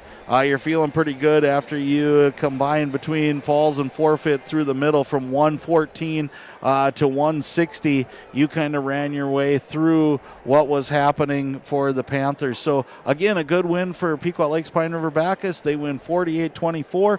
We're going to stay on this stream. We'll be back here in roughly about 3 minutes, kind of preview what's going to be coming up, what we think is going to be some exciting matches between the road crew and the Yellowjackets, and we'll be ready to start the next round of Section 8 AA Wrestling coming up here in about 3 minutes. Odds are there's an ace right in your neighborhood. With expert advice and the right tools to make your quick fixes even quicker. Around the block, what you need in stock, with people who know their stuff. Welcome to the Home Convenience Store. Hi, this is Mallory Stotterell and Erica Saylor from Lakes Ace Hardware. You can expect expert help for your next project at Lakes Ace Hardware, right here in downtown Perham. Ace is the place with the helpful hardware, folks.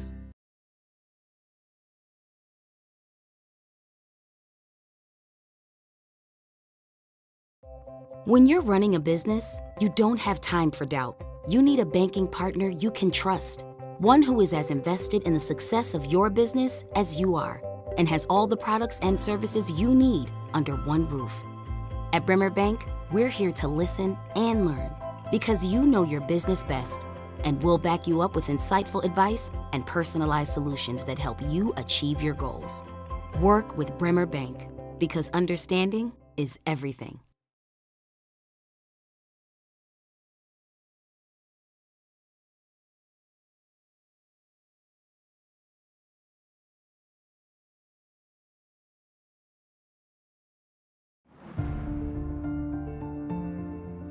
At the Perham Area Community Center, we have something for everyone. Let us help you reach your fitness goals, connect with others, or just have a little fun. We offer a state-of-the-art weight room, weight resistance and cardio machines, and inspiring spin studio. If walking is your preference, our walking track is just the thing for you. We have over 20 fitness classes offered weekly. Yoga, Zabit, Strength, and Senior Fit, those are just a few. Our aquatic center is equipped with a 6-lane lap pool, kiddie pool, and water slide. Adults can relax in the sauna and hot tub. We also offer water fitness classes and open swim for the family. Find your fit at the Pack. We'd love to have you here. Hansen's Plumbing and Heating provides the highest quality products and services to ensure the comfort and safety of all their customers. It's what they do. Henry Hansen, later known as Hardware Hank, first opened the family hardware store in the early 1930s in Burgess, Minnesota. Today, they are proud to carry on his legacy of hard work and honesty through teamwork, fellowship, cutting-edge technology, and forward thinking. 218-346-2422 or make a visit in Perham, Burgess, or Detroit Lakes today. Hansen's Plumbing and Heating, proudly serving Minnesota families for over 80 years. At Nias Family Sales, our experienced mechanics are here to provide exceptional service in a timely manner. With 10 service bays, the service department at Nias Family Sales can work on all makes and models. Our experienced mechanics can do everything from oil changes, tire repairs, brake service, engine and transmission repair, and much more. Schedule your vehicle today. Call 218-346-5976 or visit the Nias Family Sales Service Center at 610 East Main Street in Perham. McCall Construction is the Lakes area full-service construction management company, offering a truly personalized experience. From dream homes to commercial spaces, McCall Construction focuses on putting you first with experienced value engineering that delivers on your vision and surpasses your expectations. Whether you already have a plan or you're just getting started, give them a call. McCall Construction will make the entire process so much easier. Call them at 218-346-7070 or check them out on Facebook.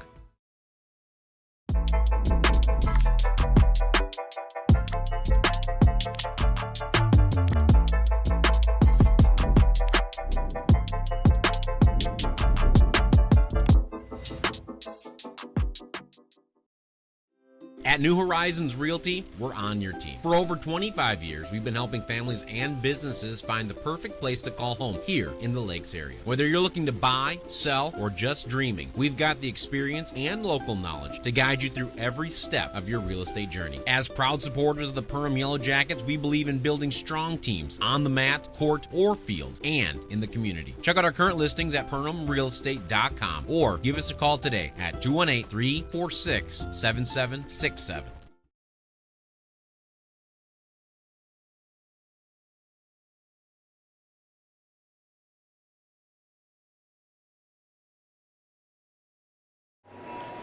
Well, welcome back into the Hive. Road crew coming back out to warm up. Yellowjackets making their way down the stairs. We're about 10 minutes away, 9.5 minutes away. We'll do a little recap of where we're at. We'll kind of get you fired up. We'll show some more ads. Maybe Jesse and I can take a drink of water. We'll be back getting you ready for Yellowjacket wrestling coming up here. Again, we're on the same stream as we were before. We're glad that if you joined us for the first one. Pequot Lakes, Pine River-Backus, ultimately a little bit too much for the Park Rapids Panthers. They win by a score of 48-24, which leads them to where they're at right now. They're in as we're going. Pretty excited to see this next matchup coming here, and we'll see how things are happening, and we'll get rolling here shortly in about 8.5 minutes. But as of right now, we're reaching out. We're trying to find some of the scores, so we'll get those caught up when we get back the next time. Hopefully we can tell you what's going on in the other sections, but we can look at this bracket, and again, it's a unique bracket. Sometimes the discussion comes up about the old ways. The old ways are where everything was at the Little Ralph in Thief River Falls. It was Section 8AA and Section 8A all in a day. I kind of like the home advantage a little bit. It's a beautiful place to wrestle. Don't get me wrong. We could go on endless discussions. You can debate with whoever you want to debate with. I kind of like this setup, and again, kind of for kids where they're not wrestling all the time. But again, you look at it the other way, it's one weigh-in versus two now, and again, back-to-back weigh-in dates. So I kind of led you where I'm at. I don't know if you have an opinion on it, Jesse. I know it's a great place to wrestle, and it brought some really good memories, especially for the Yellowjackets. But again, I kind of like having some of these. There's very few home events the way there is, and it allows there to be a little bit more home flair. Yeah, I think ultimately this is the better format, just my opinion, but you know, a couple things that was neat. You saw some great battles over the years with Frazee and Greenbush. You got to watch both 8A and 8AA. I will say the bread bowl chicken wild rice soup up there was top notch. So if we could incorporate the wild rice soup in this format, I think we'd be in business. Yeah, it's one of those. I think almost everybody that I knew made their way to try to get that just what you said, and it was really awesome. And again, it's nice to see, and of course you're biased when your team's the home advantage. It happened to work out this year. I think everything's kind of centralized for Pequot Lakes, Pine River-Backus, and Park Rapids to get here. United Clay Becker and Fergus to get to DGF, DL and Roseau maybe to Thief, and Alex and Sauk Center Melrose to Minnewaska all seem to be kind of centralized. So sometimes the wrestling gods just work out and put things the way they're supposed to be, as you see both teams now getting ready for this. But again, the winner of this one moves on tomorrow to wrestle at 6 o'clock. Again, it'll be a cross bracket, so we won't know until we kind of we're going to do some research here real shortly when we step away. We'll be back. We're about 6 minutes away from wrestling. Your Perham Yellowjackets facing on the Pequot Lakes, Pine River-Backus Road Crew coming on up shortly. I'm Ryan Rusted with United Community Bank. United Community Bank has served the Lakes area since 1911. We're proud that you, your grandparents, your kids, and your grandkids have chosen UCB. We know the power of a smile and a handshake. Perham, Dent, Frazee, those are our communities. And United Community Bank is our bank.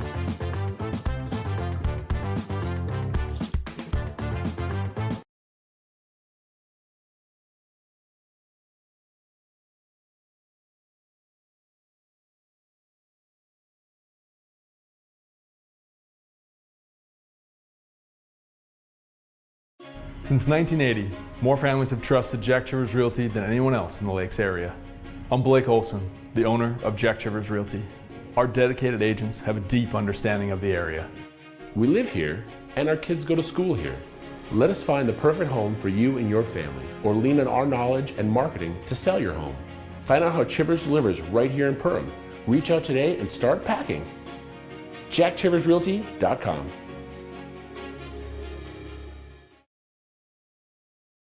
Yes, garbage is gross, but here at Steve's Sanitation, we are your trash experts with experience to back it up. At Steve's Sanitation, we know how to schedule your trash pickups without missing a beat, and we have been doing it for over 30 years in Perham and the Lakes area. Steve's Sanitation has been voted the best garbage service in the Lakes area since 2019. With 30 dedicated employees, we're here to take care of your trash. For more information, call us at 218-346-4834 or visit our website at stevesanitation.com.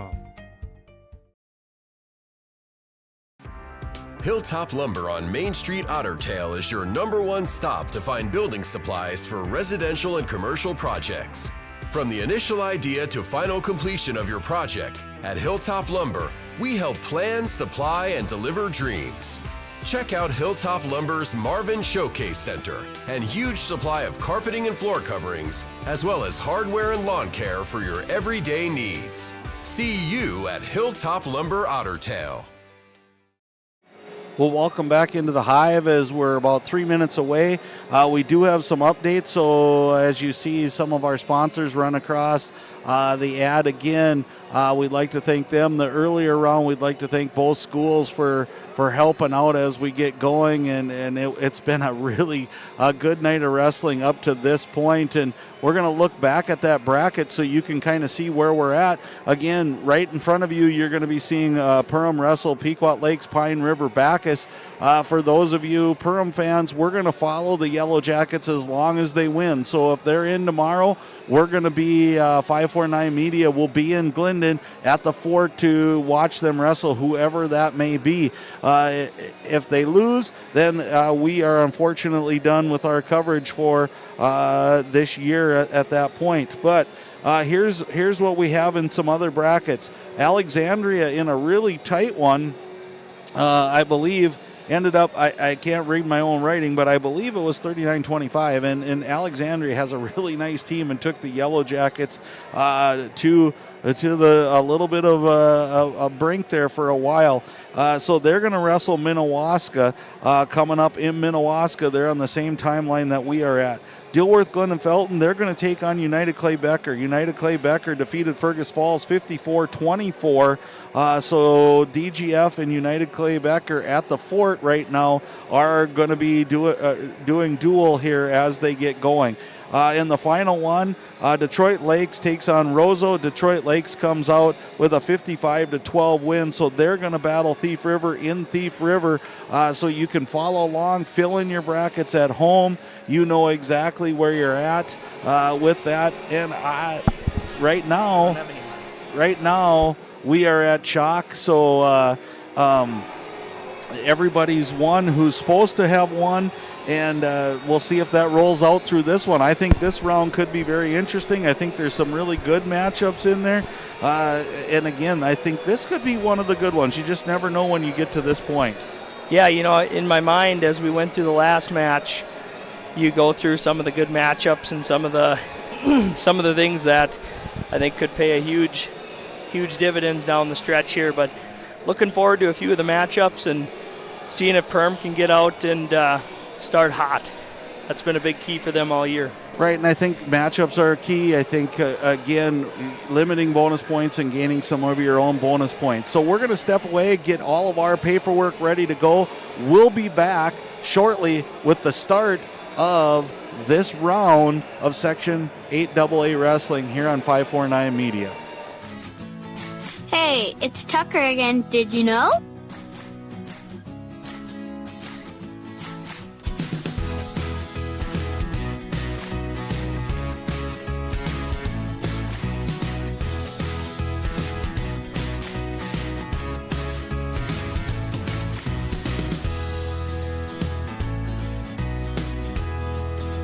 EOT Insurance Agency.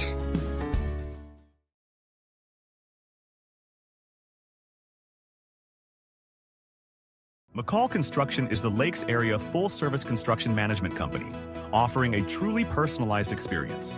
From dream homes to commercial spaces, McCall Construction focuses on putting you first with experienced value engineering that delivers on your vision and surpasses your expectations. Whether you already have a plan or you're just getting started, give them a call. McCall Construction will make the entire process so much easier.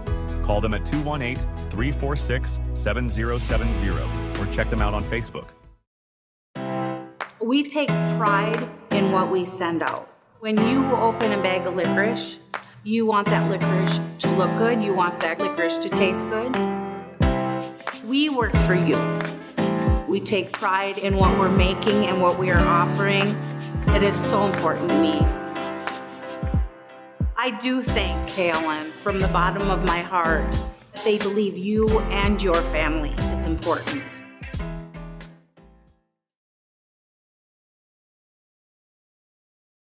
I'm Ryan Rusted with United Community Bank. United Community Bank has served the Lakes area since 1911. We're proud that you, your grandparents, your kids, and your grandkids have chosen UCB. We know the power of a smile and a handshake. Perham, Dent, Frazee, those are our communities.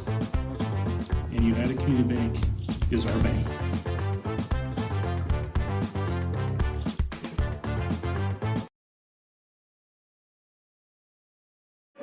Well, welcome back into the Hive for Section 8 AA Wrestling. They're going through the starting lineups right now, and the reason we didn't cut back in right away is, Jesse, I think you know as well as I do, probably better than I do, starting lineups in wrestling are just that. There's going to be flip-flops and matchups, and we're going to be adjusting as we go. So I think we'll just wait till they put on the mat who they're going to put on the mat. Yeah, no doubt. And you know, each team's got a plan, and probably two plans based on the flip, and I didn't happen to see the flip, but we'll see early what goes on here. Yeah, there's some really good matchups in here, and again, you look, if you're Pequot Lakes, Pine River-Backus, you're going to have to get the likes of Bryce Mick and Parker Zutter and Trevor Holmberg. They're going to have big key matches for you, and they're going to have to get some points out of there. I know when the Yellowjackets wrestled them before, I believe Zutter was the only one who came out victorious.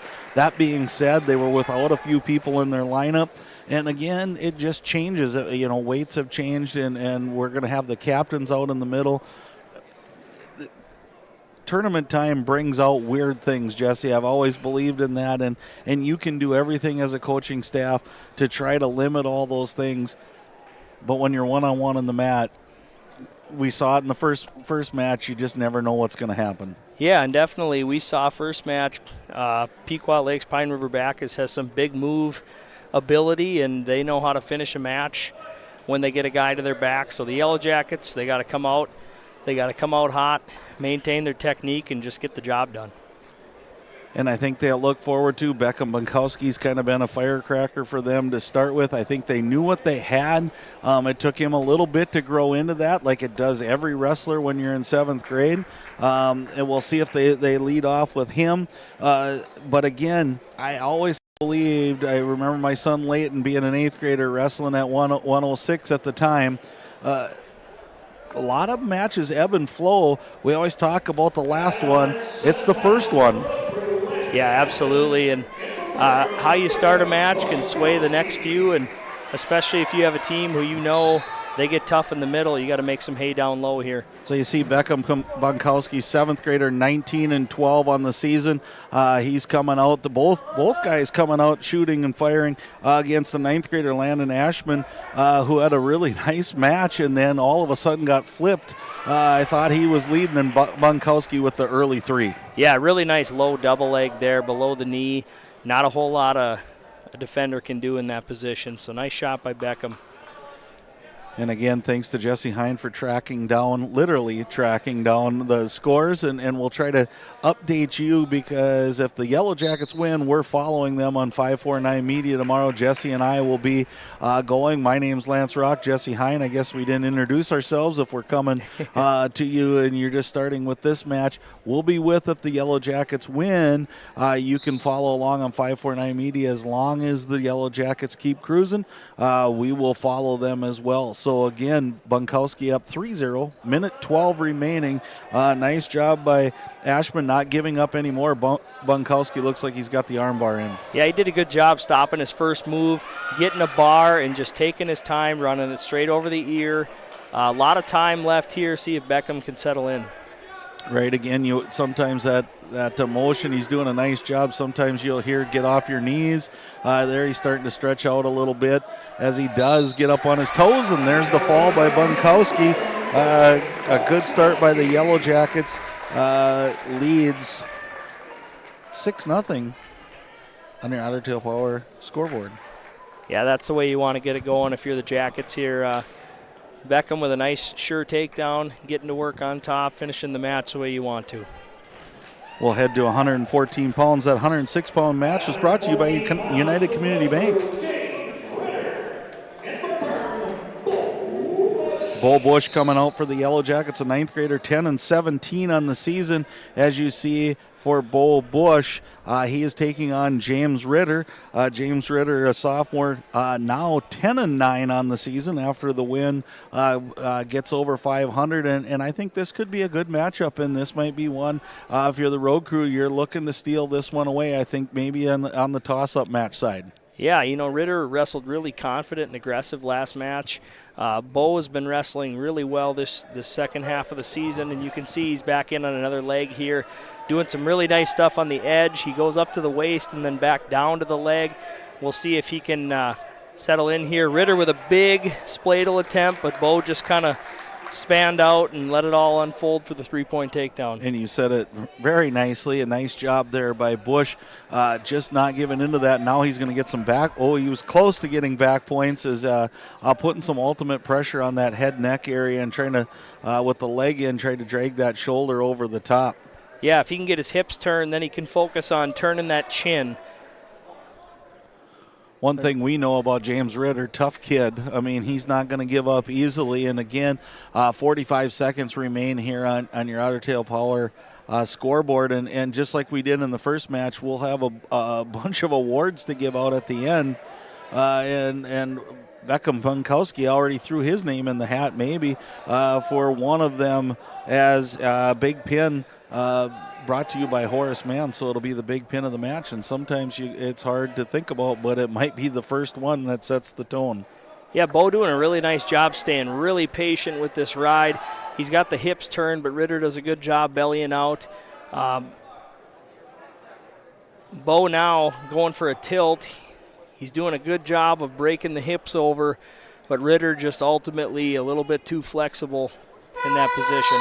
Well, and again, you saw Bo go at it. Two of wrestlers' best friends for confidence are edge of the mat and short time left because you think you can get out of whatever you're going to do.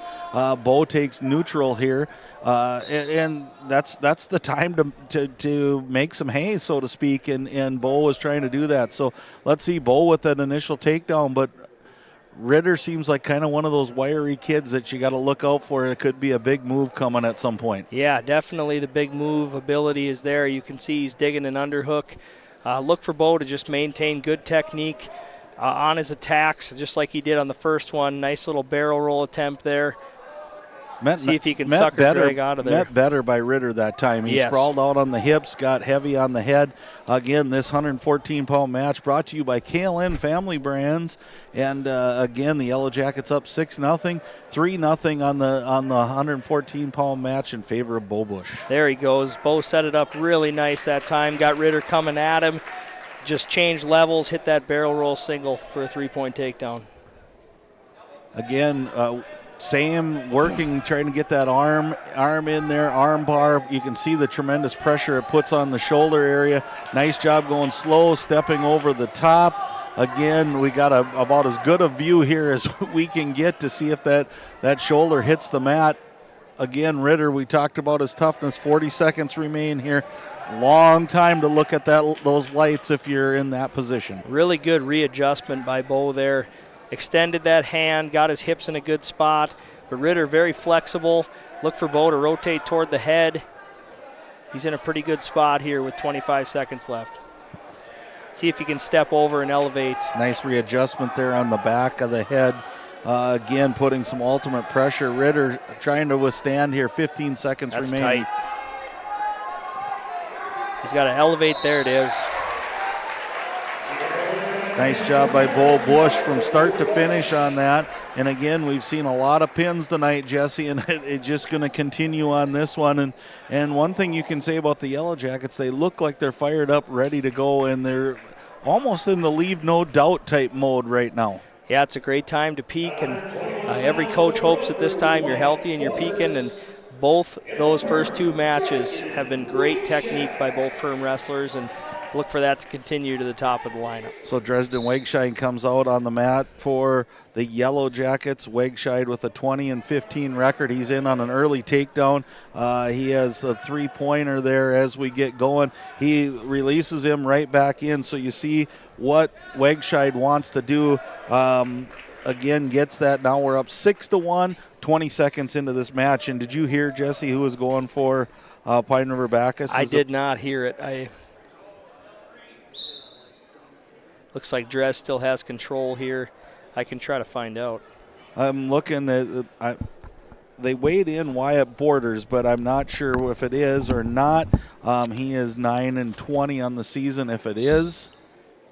I apologize for that. I was writing down things and trying to keep all my paperwork ready and get those things going. So 6-2 in favor of Wegscheid. He goes in on a fireman's carry there, high C, and met nicely again. And now he goes upper body, and it again is kind of that he takes the next three. And again, we kind of use that better to throw you than to know you type situation for Dres. This is Wyatt Borders. I guessed right. There you go. You're a good guesser. 9-20 on the season, not counting last match. And Dres is looking like he's in good position here. And you know that you are in command when you drag the wrestler back on the mat to try to get into that pinning hold. And there's a lot of time left here with 40 seconds remaining. Yeah, similar to Bo's match, you're looking for Dres to try to get those hips flipped over, see if he can get underneath the head and try to elevate that. That'll press those shoulders down. Nias Family Sales brings you this commercial free. Thank you to them for being a sponsor. And 25 seconds remaining, a long time. A nice fight off here by Borders, but just too much Wegscheid in that one. And again, fall for fall. Three-peat there for the Yellowjackets. Runs your outer tail power scoreboard to 18-0, and a good look here to start for the Yellowjackets. Yeah, again, we talked about Dres all year being confident, especially after his really good performance at the Rumble on the Red. He's wrestling with some major confidence right now.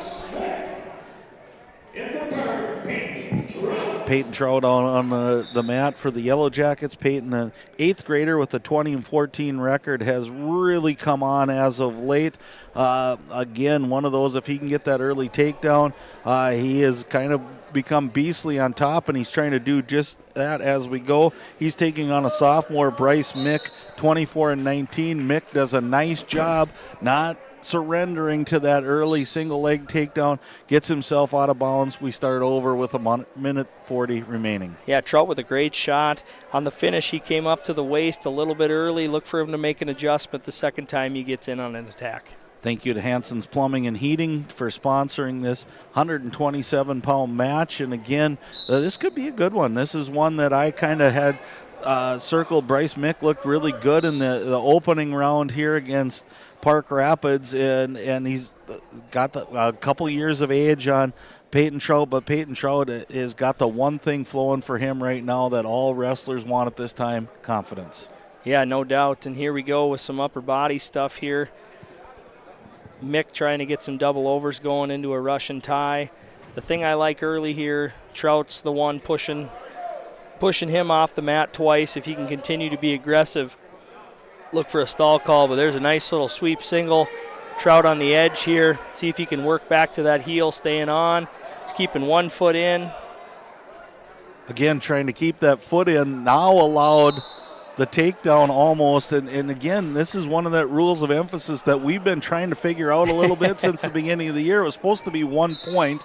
It looked like 1 point out on, but you got to take into effect here the mat size. And a lot of the wrestlers, the opponent is now off the mat on the gym floor. That automatically stops the match, which it should. Yeah, here we are again. Trout in on a single. Mick doing a good job trying to drape that leg in, but Trout trying to run the pipe here. Big step back, see if he can pop that foot up. Maybe go for a big lift here. And you see, this is what Mick's done and before. He tries to go up into the head area, makes Trout just a little bit nervous to back off, but good job by Trout, and they give the 3 that time. So again, you kind of wonder, I'm sure Pequot Lakes, if I was the road crew, I'd be wondering how come we didn't get it on the other edge, but nice job by Trout to keep wrestling with 4 seconds remaining. Yeah, just some veteran-like tiptoe there on the edge from Trout. He's comfortable in the top position. That's a big last-second ride out to end the period on top, up 3-0. Boy, and you have to like what Coach Vetch and his staff have brought, the fire, whatever they did for warm-ups today, whatever they ate for breakfast this morning, if they were able to eat breakfast, it's showing tonight. And again, nothing better than our view up here to watch Peyton Trout wrestle and to watch his dad, Coach Kyle Trout, coach, and I have admired that all year, how calm he stays, and that's the way his son wrestles. Yeah, Trout not shying away from any aggression here, into kind of a drop-down single, working into a second attempt, see if he can come out the back here. The beauty of it is he gets out of position, he can just tap his toe out and get a restart. But I think 1 or 2 more attempts here, and I would expect the stall call to be coming. Well, it has to, and the only reason I say that is Mick has been aggressive, but he hasn't initiated, and there he initiated for the first time, so that's going to buy him a little bit of time. Otherwise, his aggressive has came off the shot of Trout, and you can only live so long, and this official's proven in the first match, Jesse, he's going to call a stall in a hurry. No doubt, and in this position, I really like what Trout's doing. He got really physical in that position. Mick doing a good job staying on the leg, but you can see Trout, he's dropping the hips, and he got a takedown here, and he's got Mick in trouble. In a whole lot of trouble, and everything's tied up right now, and Trout's putting a lot of pressure. Again, Mick, and there's the fall. So Trout, again, one that I thought was going to be a really good match. Trout, again, just shows how far he's come this year, and that confidence and how hard he's working in a nice match. Never got out of control, just stayed on task. Yellowjackets starting to take control early, 24-0 here on the Otter Tail Power scoreboard. Yeah, it was awesome. I'll let Bruce say it here. So Zane Wacker coming out 2-7 record. Zane had a little injury bug earlier on, got started. He's coming back now, working hard here on the mat, got himself back into position. Looks like he's going to get the takedown, and he does as he does in a kick out. And again, so we've got that quick takedown escape, which used to not be such a big thing, Jesse. 2-1, now 3-1. You really want that early takedown. Yeah, it's fun to see Zane out here. Sideline for part of the year, but he definitely worked his butt off to get back on this team and get a spot. Look for him to continue to be aggressive like the other Yellowjackets tonight. And he's taking on a junior, Owen Dable, from the road crew, 15-14 on the season. Again, I guess I can say he won so he's 16-14 on the season. I'm trying to put all my notes together. Nobody wants to look at what my tabletop looks like right now. But again, nice job with the early takedown and the early aggression from the Yellowjackets. I really do like that, Jesse, and I think it just coming out to try to show we're in this tonight to make short work of it. And we all know there's some hammers coming here for the road crew. So it's best for the Yellowjackets to continue what they're doing right now. Yeah, the fun part, you look over on the Yellowjackets bench, probably can't see it from our angle, but there's a lot of coaching going on over there. I mean, you're up 24-0, but at the end of the day, you're still getting better at section time, and it's just fun to see all the growth, and the coaching staff for the Yellowjackets does such a great job, and it's just fun to watch. Right, and it's a neat setup the way they kind of have it. You've got guys who are on the mat side, and that's Coach Vetch and Coach Lawrence, and they're doing that. In the background, you have many coaches, but Coach Trout brings just a wealth of knowledge, and All-American in his day, and he does a lot of that coaching. And Kevin Felt now also can wear the title of the new softball coach. So a lot of coaching experience back there, and I know I'm missing a few, but it's fun to watch them teach the kids all the way along as period number 1 ends 3-1 in favor of Wacker. Wacker defers here. Choice goes to Dable. Looks like he'll go down.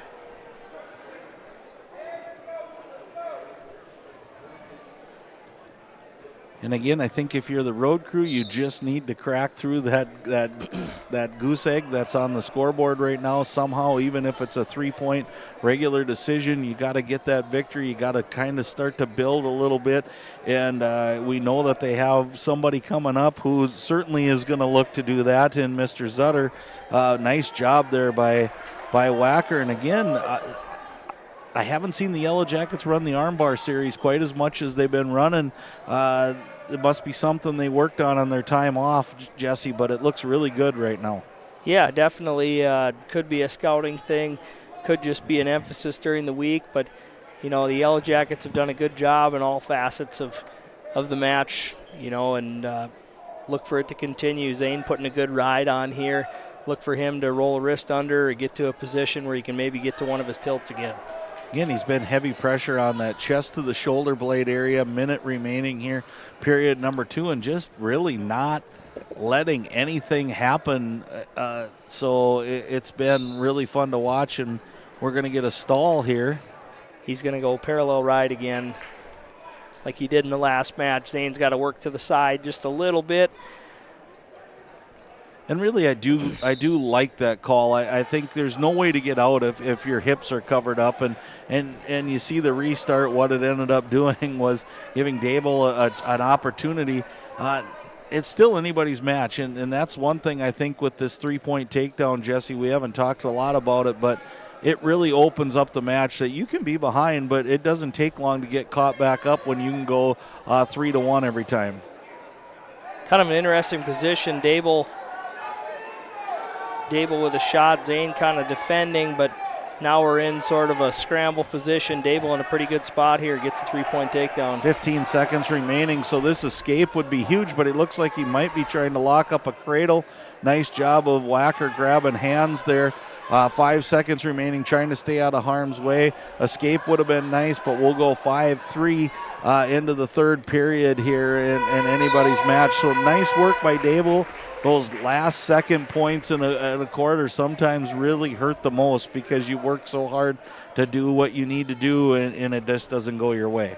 Yeah, both guys looking a little gassed here. We'll see if fatigue plays a little factor here in the last 2 minutes. We're in the 133-pound match brought to you by East Otter Tail Insurance.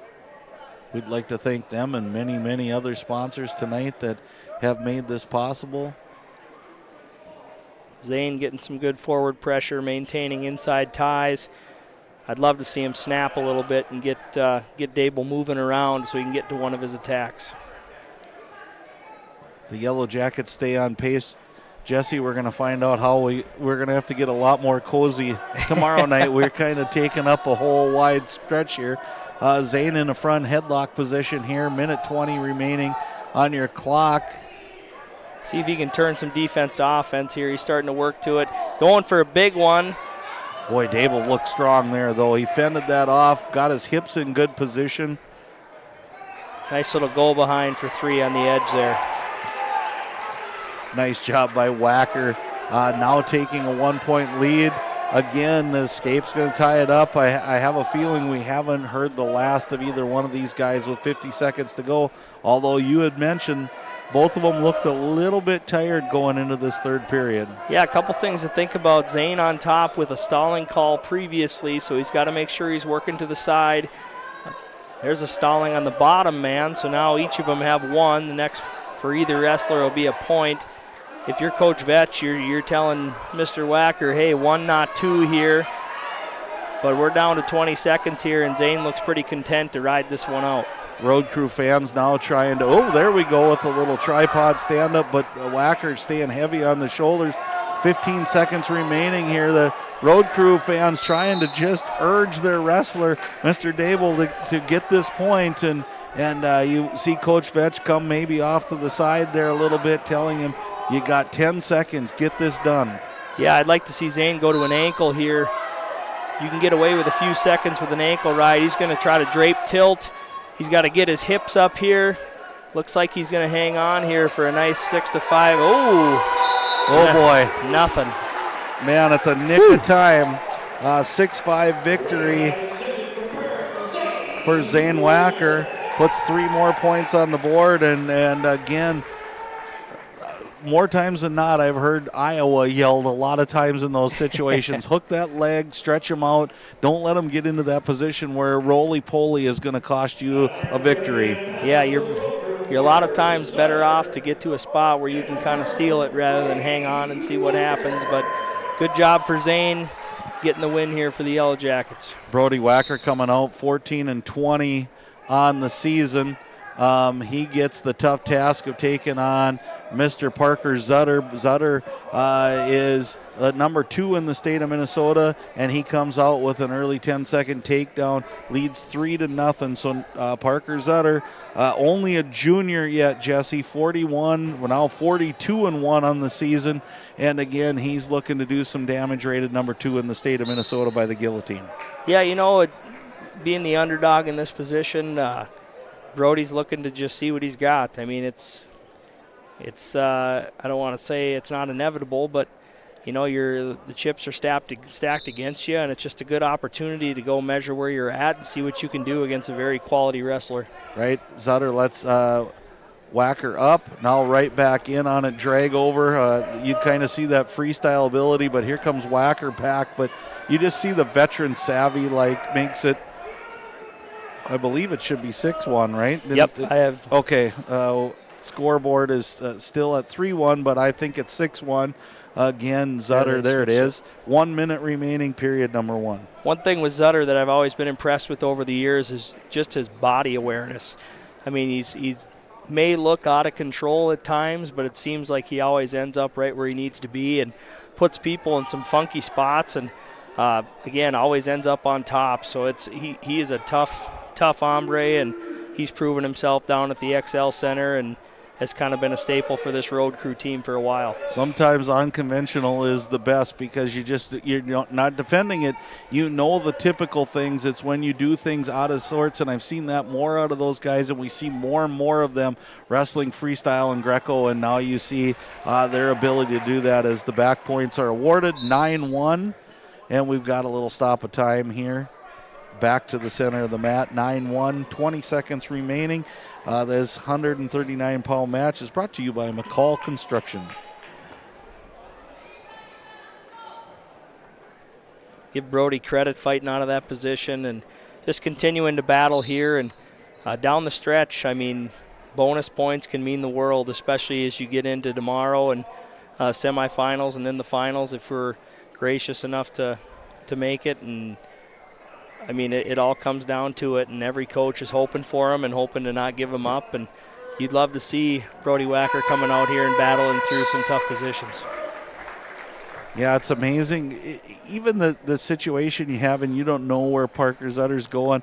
I know for my boys, we watched the Big Ten Network, and we said, hey, Braylon's wrestled Ryder Rogotsky. And McAnally, both of my boys had the chance to wrestle. And so it's kind of fun, even if you're on the opposite side. I know you've had those situations as well. Like, I wrestled him way back in the day. And so if nothing else, 10-1, you give it your all, you have this film, and you go back in the day and go, I wrestled him. Yeah, even if you look for some small victories throughout it. I mean, I used to remember wrestling Phil Mekadek in practice. If I could score a point, that was my goal, and sometimes those small victories keep you going. Again, 13-2 now, minute 20 to go, and if Wacker can even save that 1 point, not get the fall pin here, again, he's doing a nice job of not backing down, and I think if you're the Yellowjackets, you got to love that, as there's 3 more, and it's 16-2, so again, we'll see what he does here, if it's a release, and he goes to the takedown, or he's trying to get back points right here. Yeah, and ultimately, when you're in a situation where your team is relying on you to stay off your back, oftentimes people go into an ultimate stall and try to do that. And I've seen guys have more success being aggressive at times. And, if you can get in on a few shots, it definitely eats up some time and, forces that other wrestler to really have to work for it. Zutter looks content to stay on top here with 25 seconds left in the second. Brody doing a good job maintaining his base. Zutter looks for an arm bar here. Really good call by the official. That hand on the arm bar came forward up onto the shoulder blade, and that's pressure against the joint, so that's potentially dangerous. Yeah, it's 16-2, 20 seconds remaining here. Again, we're in the second period. Yellowjackets with a firm lead, but I don't think you take anything for granted at this point. You keep trying to do everything as possible to score as many points as you can, because we saw how dangerous the road crew can be. They made quite a run there and scoring 48 points against Park Rapids, so they definitely have that potential coming up. Well, and just as you mentioned, even if the match does get out of hand, there's some huge section seating that can come into play here for wrestlers down the stretch looking for the matchup they want to try to get a better seed down the next weekend down at the state or section individual tournament. Yeah, that'll be held in Park Rapids, Minnesota.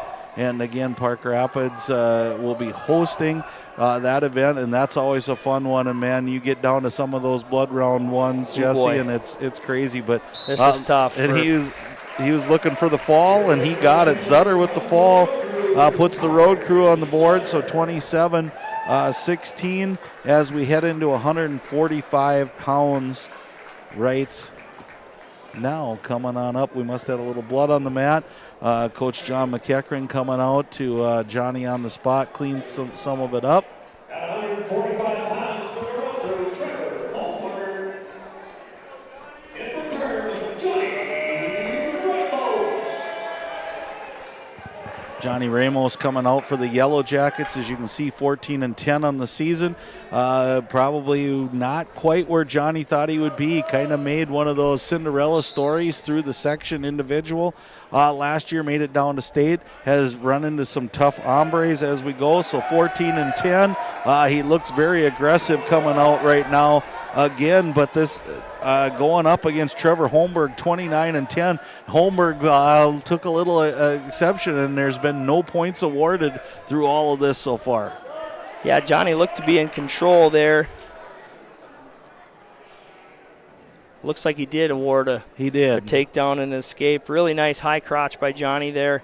Holmberg did a nice job of rolling through, working his way to an escape. But one thing I really like early is Johnny's moving his feet.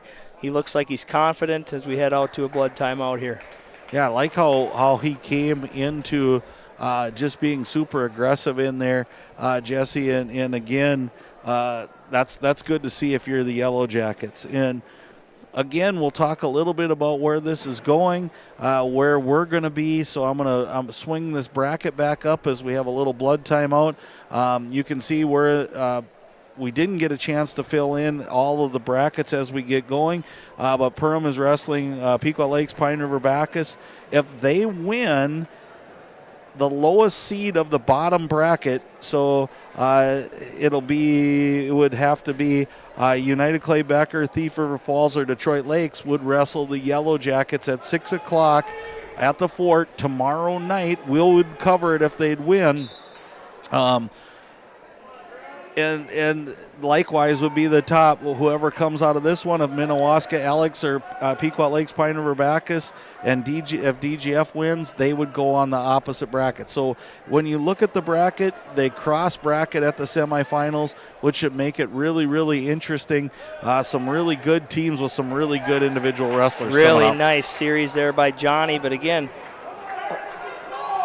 Holmberg doing a really nice job of rolling through, but kind of that sweep single to a Bossagar finish. They hit the ground, and Holmberg kept rolling. And after all that, it looks like Johnny still was awarded the takedown, and I think will maintain top position here. He was, and met with a little response from the road crew.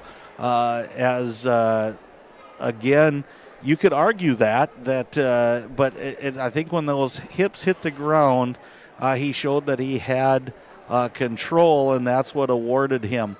We'll also look, depending on who makes it, if you look at our Section 8 AA ranked wrestlers in the state of Minnesota by the Guillotine, the team's still in play. There are a lot of good wrestlers. You just saw Parker Zutter wrestle. He's rated number 2 at 139 pounds. DGF brings a smattering in their lineup, Jesse, and it sounds like they're getting people back to health, and they're about ready to be about as full strength as they've been all season.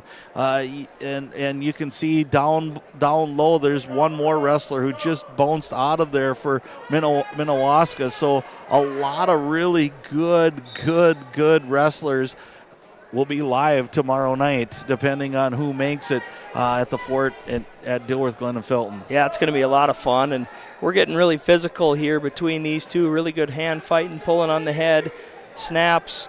I think Johnny's starting to frustrate Mr. Holmberg a little bit. You can see he's a big, strong guy, but Johnny ultimately is as quick as anybody out there, and he's causing some problems. So we're getting physical. This is getting fun.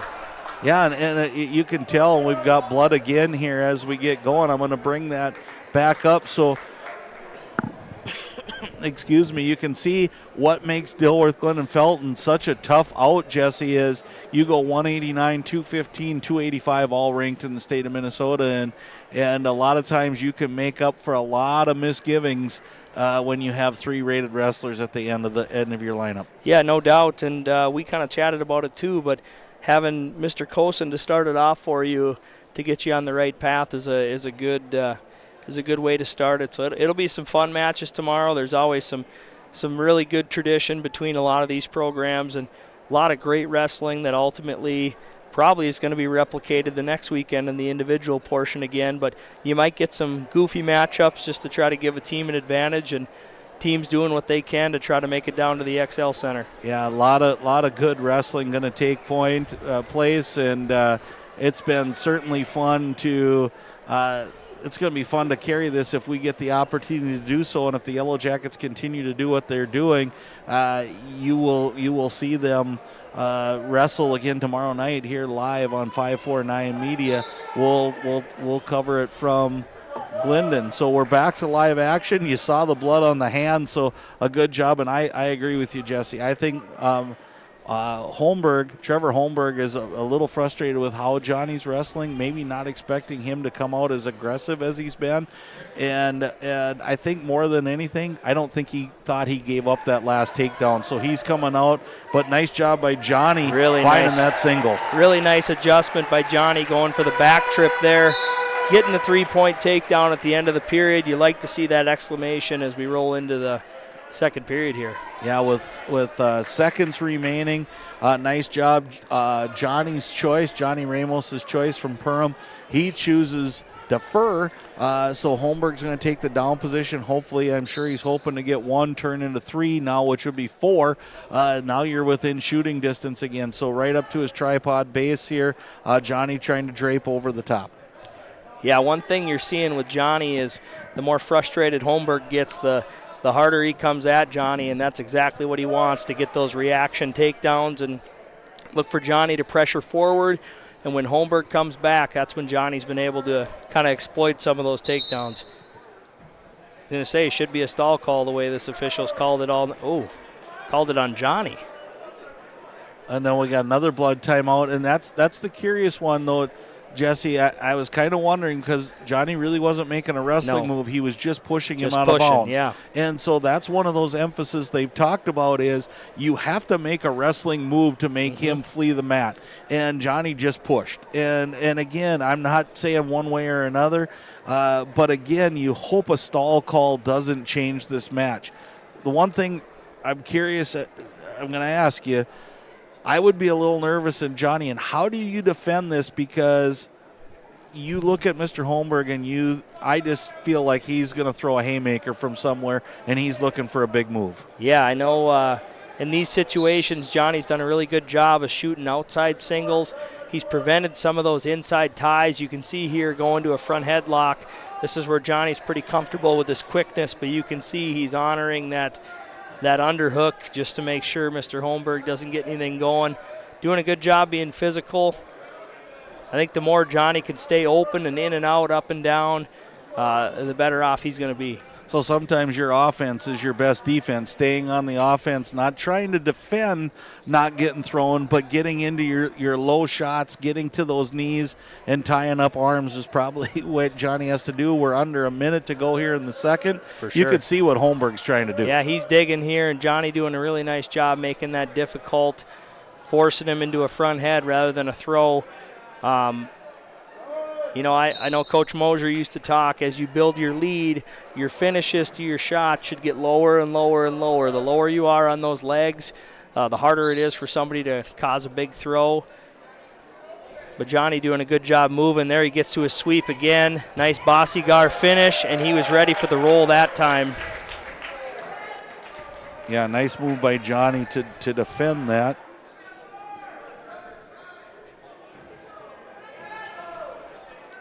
Johnny looking to ride here the last 15 seconds of the period. He's got Mr. Holmberg flat on the mat, working his way outside, tying up wrists, doing a really nice job, hoping to start the third period up 9 points here. This would be a big win for Johnny. Again, like you talked about, heading into section time, you want to be at your best. You also want to be at your most confident part, and he looks very confident tonight. That being said, we've seen enough things tonight to know this one's far from over, and it only takes one throw, and it's what scares you to death when you've got a son wrestling or a daughter wrestling, that you can do everything right for 5.5 minutes, and in the last 30 seconds something bad happens, and that headlock just equalizes everything. But Johnny doing a great job tonight, Jesse. Yeah, he's moving probably the best I've seen him move all year. When Johnny seems like he's just reacting, that's when he's at his best. And it seems like Mr. Holmberg's getting a little frustrated with his attempts, and Johnny just kind of has an answer for everything so far, but he can't let his guard down. 15-4 after that escape, minute 25 remaining here. Again, Johnny is just super aggressive, and he's, like you said, he's made that adjustment on that roll, and he's ready now to catch that roll before it can cause him any danger. For sure, and you know, we're getting into a little scramble type situation, but Johnny just maintaining his position. Coach is telling him, hey, let's keep going here. Looks like they're not going to. There's a escape for Holmberg. Oh boy, and there it is. Holmberg caught him with a throw here, and Johnny's got to fight. Now into a headlock, and you're watching that foot. He only needs 1 point of contact in there, and he calls him out, which raises the ire a little bit of the road crew again.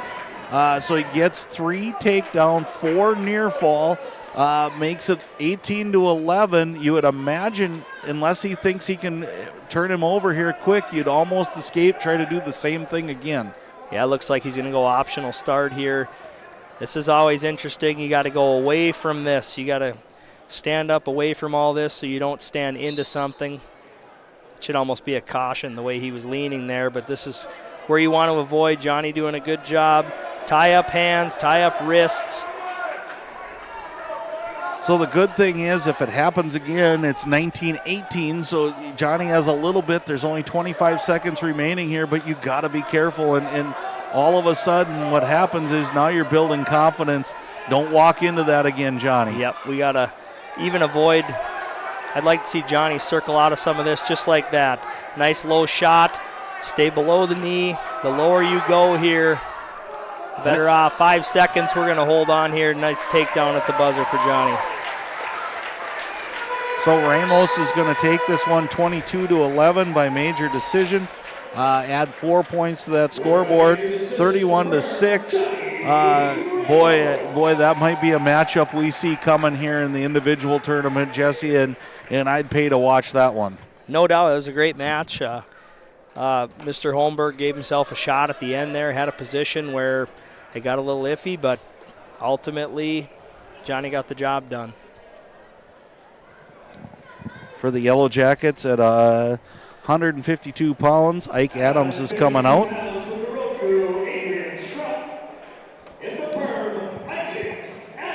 Ike Adams 7-4 in the season, coming back from a myriad of injuries. It's been great to see him on the mat.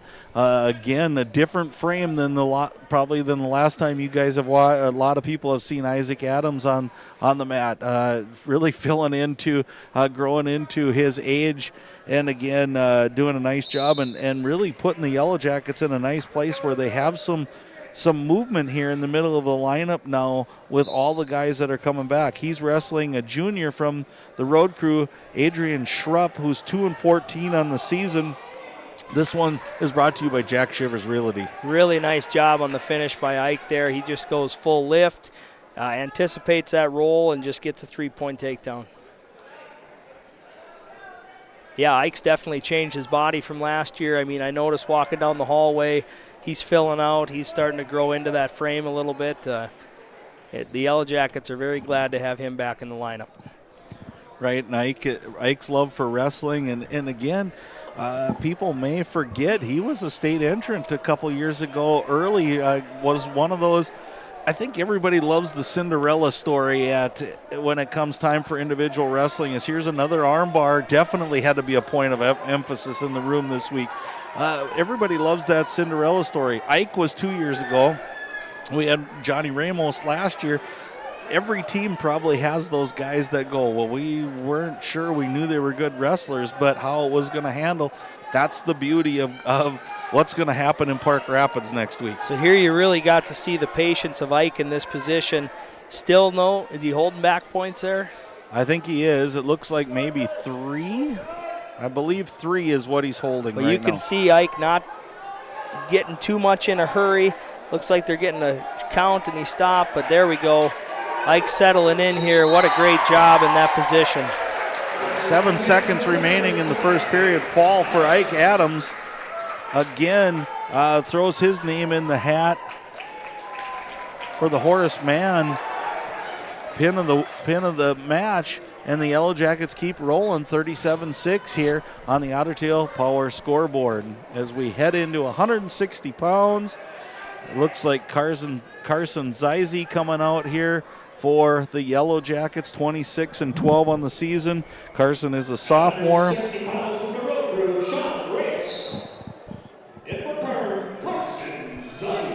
Sean Reyes coming out on the mat for the road crew. Reyes was one of our award winners after that one. Just showed some great athleticism in his match. He's now 13-13 on the season.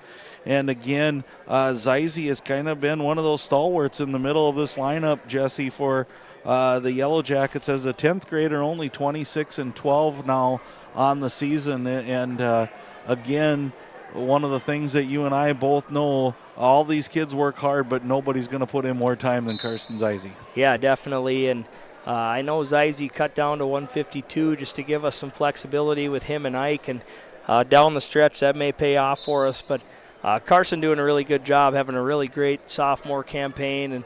And a guy who just really cares a lot about his effort and how he does out there. And no matter what he's doing, whether it's baseball, football, or wrestling, he pours his heart and soul into it and does anything the team needs him to do. And look for him to continue to be aggressive. Mr. Reyes had a great performance last match. Come from behind pin against a very good wrestler from Park Rapids. This was one in my head as we were going through. I was hoping to see this matchup to see what would unfold.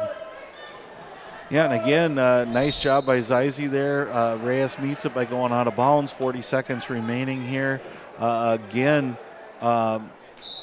Reyes is really athletic, and I think Zize is going to have to use technique to catch him, because what we saw is the bigger the scramble, the better Reyes is. Yeah, and Reyes didn't really get out of position. I mean, both these guys do a good job of maintaining position. They like to wrestle in a phone booth. They're not going to be moving around. There's an early stall call on Reyes. I think Zize's had good forward motion. You can see the double underhooks. A couple throw attempts here. We'll see if that comes into play later on in the match. You know, and it's one thing you can talk about, well, how this ref's been consistent with that early stall call. And again, you know, as a wrestler, you watched a whole bunch of matches coming up to this. You know what's going to get called. So, again, you got to get after it. Zize in on a double. Really nice single transition to a double for Zize there. Kind of took the momentum right at the end of the period. And you always talked about in the prior matches we've done together, Jesse, is the importance of those last second points. You don't want to give them up, but you want to get them. And again, I think it just leads to that confidence, and it really expands Zize's lead. Really, if he can get out here, even if it's an escape, it's 4-0. Now you're putting some pressure on Pequot Lakes on Reyes, and he's going to have to score. Yeah, you know, Reyes taking the top position. He did last match as well. Must have something up there. Kind of a goofy spot here. That shit is. Did he scissor something? He scissored the head in that position. I can hear, but I can't hear Coach Mosier over there talking about the illegal move. So we'll have to get some clarification on that later on. Right, and that must have been. He must have wrapped the legs and intertwined them, and you can't do that. Yeah. And so that one, again, now with it's 4-1 in favor of Zize, and another takedown would go wonders for Zize. And again, Reyes has done a really nice job, and I was really impressed in his match. For someone who's got a 500 record, he does a lot of good things. Zize again. In on a nice quick shot there. Yeah, really nice job. Zize getting in deep, throwing his hips into the finish, trying for a Turk step, but didn't quite get it. But you can see, we saw it last match and a few times, the closer your hips can be to your opponent, the better chance you have to finish there. Again, getting really physical. I think a lot of these last matches, Jesse, we've seen the physicality of both teams come into play. And again, you don't want to say you haven't seen it, but it's ramping up for sure here as we're hitting tournament time, and everybody wants to get to the big dance. They want to be at the XL Center and be as a team, and I think did we get some swipes there? Looks like we got two potentially dangerous there.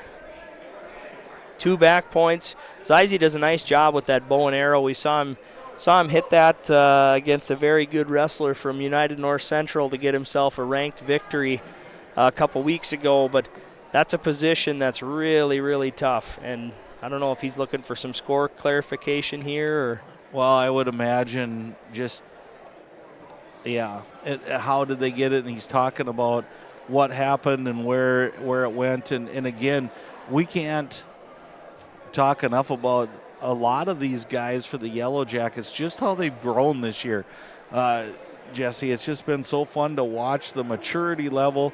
We knew this team was going to come together. We knew that they had all of the pieces, but to watch it actually unfold, hats off to the coaching staff, and hats off to these kids for being in a grueling sport and really just hammering away day in and day out and making each other better in the room, because you've been through it. Coach Mosier sitting on my side, put my boys through it.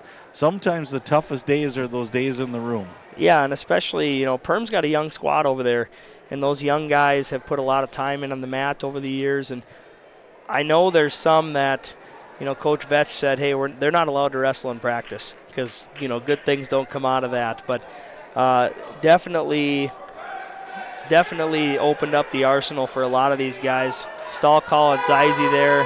but he finishes the period on top. So before the call on stall on Zize, we had a second stall on Reyes. That's what makes the score 10-1. Again, things that always concern me in matches like this, Zize's kind of driving the bus.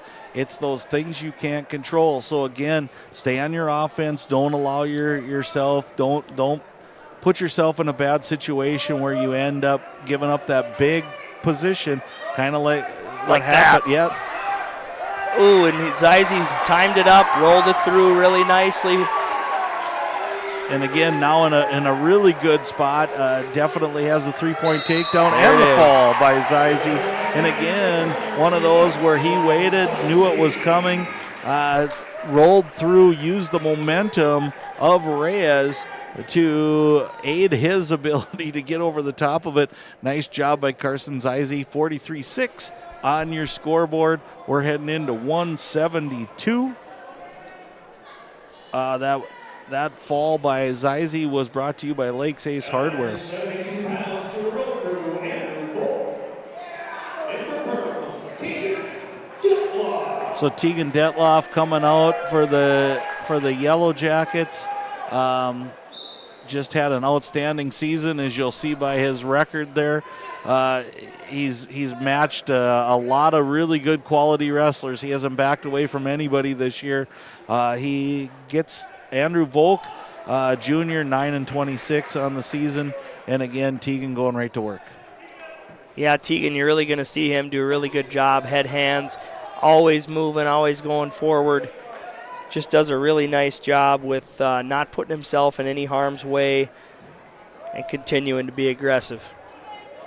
And one thing I think that he does extremely well is he uses his length to his advantage over and over again. And again, not one you're going to see a lot of pins from. He loves the takedown game, which is kind of, you don't picture his body style being one that says, hey, I want to get down into this takedown game.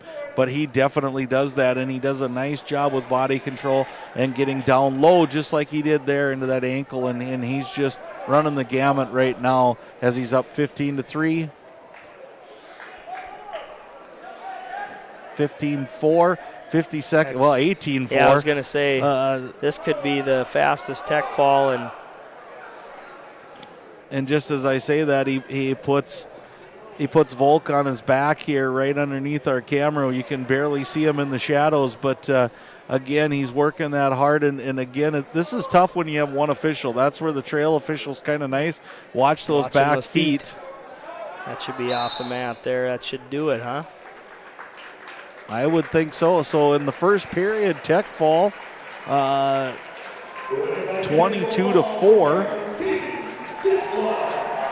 to Detloff. Puts 5 more points on the Otter Tail Power scoreboard. And we're going to head into 189 pounds. And again, now we can probably, we didn't want to put the cart before the horse early, but for those of you following along, we will follow the Yellowjackets tomorrow night. We'll be on the air about 5:40-ish, somewhere in there, to kind of explain all that's what's happening. Hopefully by tonight. Hopefully by tonight we can have a lot of things clarified for you before we leave. Here comes Tristan Larson out on the mat. Tristan Larson, 24-10 on the season, having a really nice campaign. Again, double weigh-ins allow a lot of flexibility here for the Yellowjackets. Yeah, Tristan coming out firing. You can see his strength and his big movability there. Kind of a stalemate. Shots from both people. Tristan coming out on top. I think he'll be up 9-2. Yep, 9-2, and he's taking on Jake Olson, I believe, 5-15 on the season. Jake Olson is 5-16 on the season after his last match. Again, you're seeing kind of, I think the Yellowjackets, one of the things we can talk about later, Jesse, is I think they're very balanced this year, but I think they lend themselves into this area probably from that middle weight class where they think they want to separate the gap. Yeah, definitely, and you're going to see tomorrow, you've talked about some of their possible matchups. They're going to have to make some hay in the middle of the lineup against some of these teams they're going to see tomorrow. And again, They look physical. They look ready to go. You got to do it 2 days in a row.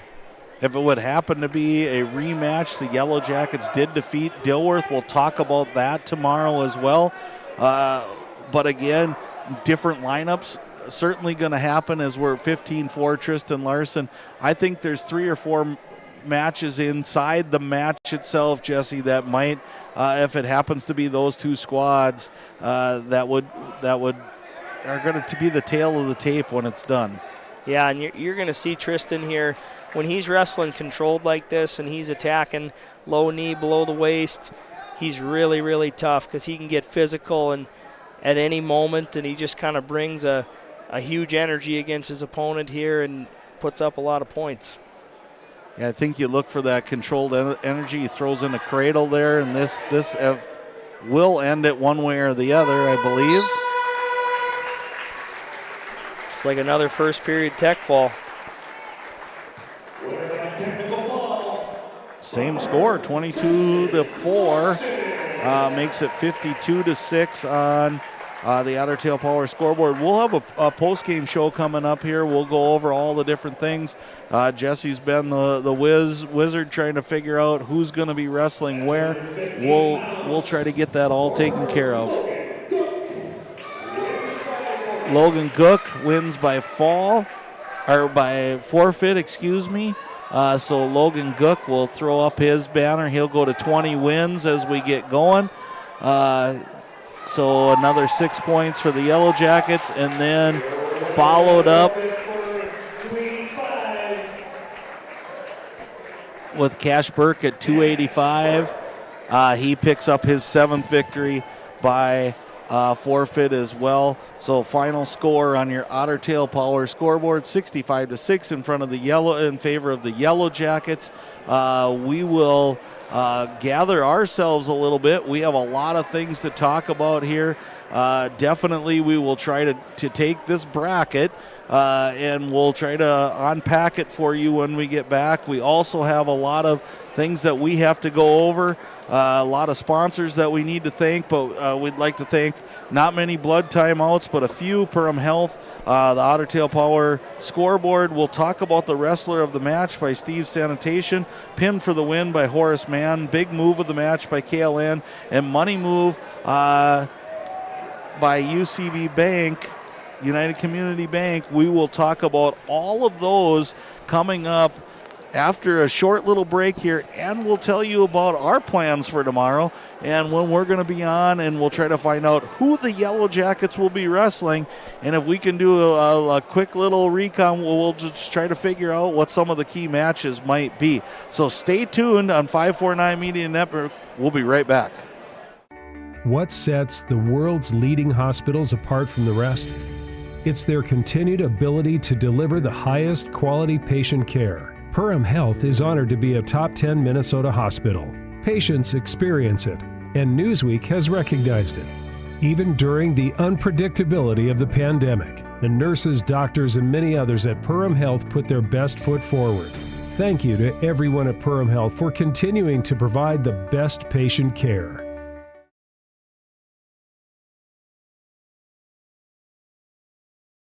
I'm Ryan Rusted with United Community Bank. United Community Bank has served the Lakes area since 1911. We're proud that you, your grandparents, your kids, and your grandkids have chosen UCB. We know the power of a smile and a handshake. Perham, Dent, Frazee, those are our communities. And United Community Bank is our bank.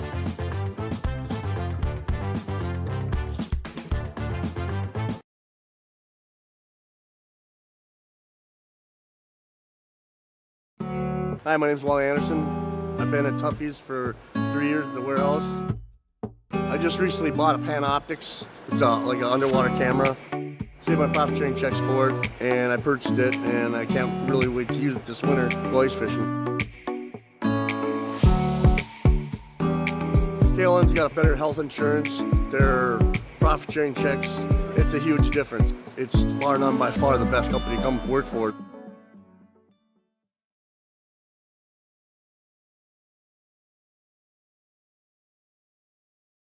What sets the world's leading hospitals apart from the rest? It's their continued ability to deliver the highest quality patient care. Perham Health is honored to be a top 10 Minnesota hospital. Patients experience it, and Newsweek has recognized it. Even during the unpredictability of the pandemic, the nurses, doctors, and many others at Perham Health put their best foot forward.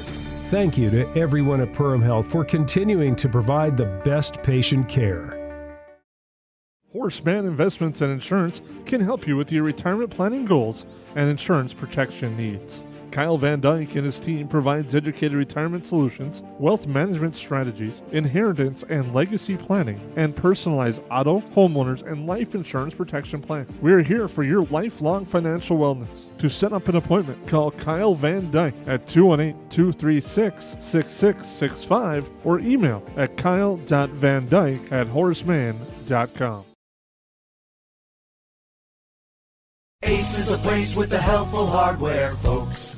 Why would you wander around a warehouse store looking for paint when you could just swing by your neighborhood Ace? In addition to Ace's award-winning service, we have top-rated paint brands. Plus, our color matching technology allows us to match any color. So stop wandering and start painting. Head to your neighborhood Ace today. Hi, this is Mallory Stotterell and Erica Saylor from Lakes Ace Hardware. You can expect expert help for your next project at Lakes Ace Hardware, right here in downtown Perham. Well, welcome back into the Hive. We've got some exhibition wrestling out. No, just kidding. We've got some youngsters out on the mat trying to live what the Yellowjackets just did as their dream. And again, the Yellowjackets do probably what they're supposed to do, Jesse, and taking a victory tonight, 65-6. Again, we have one update when we look at if we get any more, we're going to take a short break after we do a couple things here. We'll come back. We did get a little bit of an update on the other side. We'll try to get the other ones as we go. We're going to take care of some business here. You know the main one, the Otter Tail Power scoreboard in favor of the Yellowjackets, 65-6. Again, just well wrestled. It's hard to find wrestlers when everybody had such a good night. And again, so you feel like you're nitpicking one over the other. But we'll roll down the list of what we have, Jesse, and you and I had a little chance to talk about it. We're in agreement in most things, as we are usually, it seems like. We'll start with Steve's sanitation wrestler of the match. I think one of the wrestlers of the match tonight can go to Tristan Larson. A lot of guys with their hat in the name in the ring, name in the hat tonight for this award, but Tristan came out, wrestled really physical, showed a wide variety of takedowns, was patient yet physical, and just did a good job for his team tonight. Yeah, and I think one of those one of the things that I thought you said that I thought was outstanding is when he wrestles with that controlled aggression. And everybody who knows Tristan knows he brings a real physical style, and whatever he's going to do, when he controls that in the mat like he did tonight, outstanding. And again, he can be that spark even if he's at 172, 189 that the Yellowjackets need. And he might be one that catapults them to trying to punch their ticket into the XL Center. So again, great night by Tristan Larson, as many of the Yellowjackets did. Our big pin for the win brought to you by Horace Mann. Big pin for the win. I'm going to go Ike Adams tonight. Again, nice single leg takedown. He got an arm bar on top. I think he spun the guy in a circle at least 3 times, being patient with it, probably more, until he turned him over for the fall. So really good control, great technique. Fun to have Ike back out there fighting for the Jackets. Which rolls us into the big move of the match by KLN. And again, there were so many there that we kind of highlighted or put our stamp on of approval, but we had to choose one. Yeah, I'm going to go with Johnny Ramos tonight. Wrestled a really tough kid. I'm going to change it to big moves of the match because he had many takedowns tonight. He seemed to have a good feel for his opponent's aggression, had some good adjustments along the way, but great match from Johnny Ramos tonight. experienced a little bit of adversity, getting thrown to his back, but finished with the takedown at the buzzer. I'm going to give him the big moves of the match. And our last one, our money move, brought to you by United Community Bank. I'm going to give it to Beckham Bunkowski tonight. He got the Jackets going on a good note right away.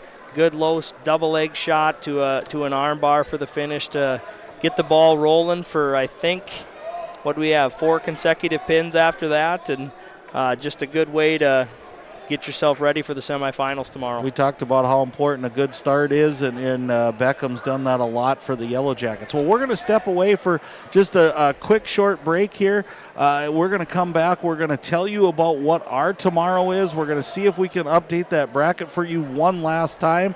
And again, I think there's probably some really good matches going on. When you get the 2s and the 3s going against each other, there's going to be some tight matches. We'll give you what we have and what we're going to bring you tomorrow here on the 549 Media Network here shortly.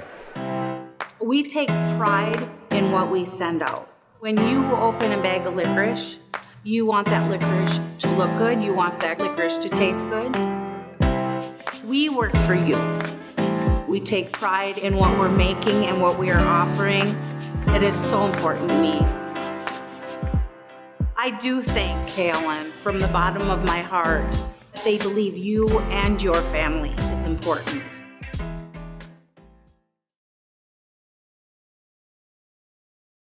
What sets the world's leading hospitals apart from the rest? It's their continued ability to deliver the highest quality patient care. Perham Health is honored to be a top 10 Minnesota hospital. Patients experience it, and Newsweek has recognized it. Even during the unpredictability of the pandemic, the nurses, doctors, and many others at Perham Health put their best foot forward. Thank you to everyone at Perham Health for continuing to provide the best patient care.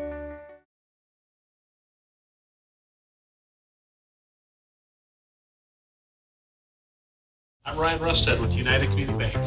United Community Bank has served the Lakes area since 1911. We're proud that you, your grandparents, your kids, and your grandkids have chosen UCB. We know the power of a smile and a handshake. Perham, Dent, Frazee, those are our communities. And United Community Bank is our bank.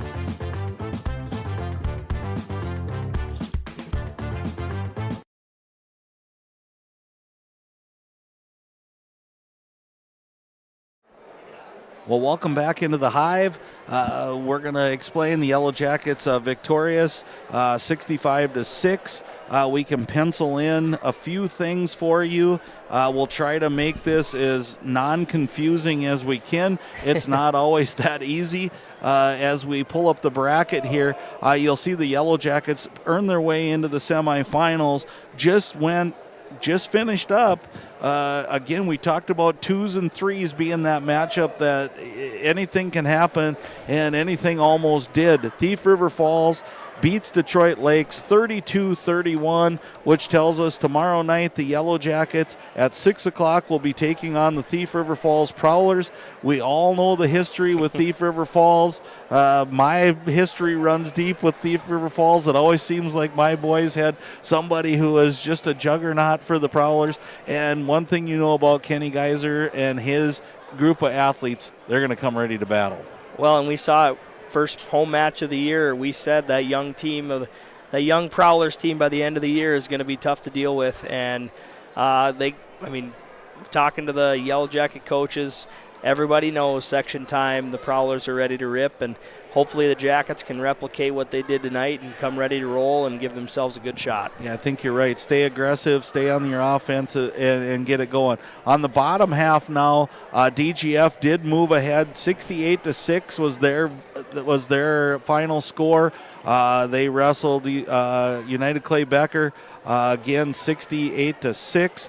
They're waiting the winner of the bracket on our side with the 2-3. So they will either be taking on Minnewaska or Alexandria tomorrow night at 6 o'clock as well. What we're going to do as 549, we're going to be live, so we'll be bringing you video. We'll also be bringing ours. We can't show you both at the same time, but we can give you updates on DGF and whichever team they're going. We will be live with the Yellowjackets. If the Yellowjackets win and they beat Thief River Falls tomorrow night, we're going to stay live, and we'll be there for your finals, no matter who they take on or what. And so as long as the Yellowjackets stay in, we will be live tomorrow night. It'll be Jesse Hine and myself again with your call.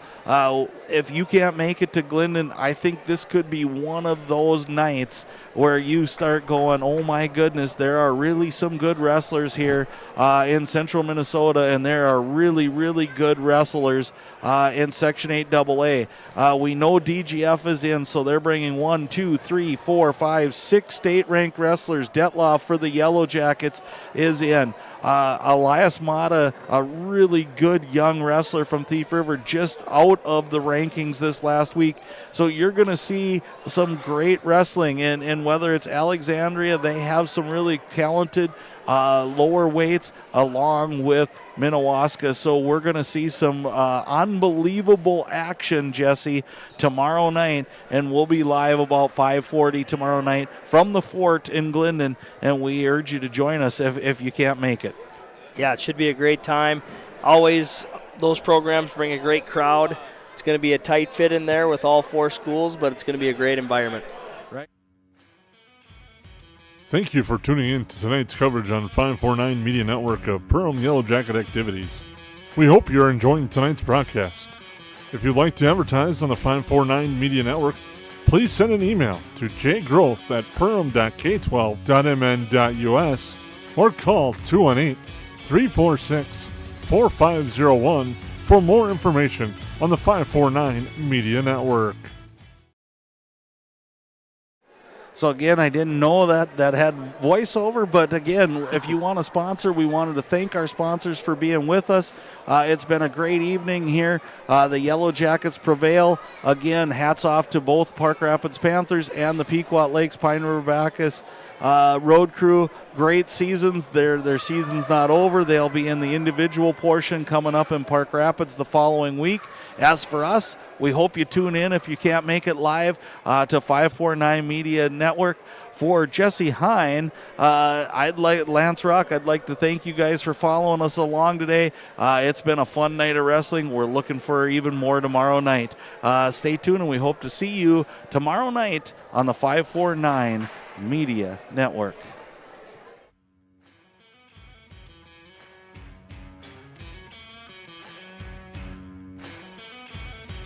Thank you for tuning in to tonight's 549 Media production of Perham Yellowjacket activities. Tonight's broadcast was proudly brought to you by KLN Family Brands, Perham Health, and United Community Bank. Tonight's game was also brought to you by EOT Insurance, Hammers Construction, Horace Mann, Jack Chivers Realty, and Lakes Ace Hardware. Tonight's broadcast was also brought to you by these proud sponsors: New Horizons Realty, Nice Family Sales, Otter Tail Power Company, McCall Construction, and Hanson's Plumbing and Heating. Once again, thank you for tuning in to tonight's game on the 549 Media Network.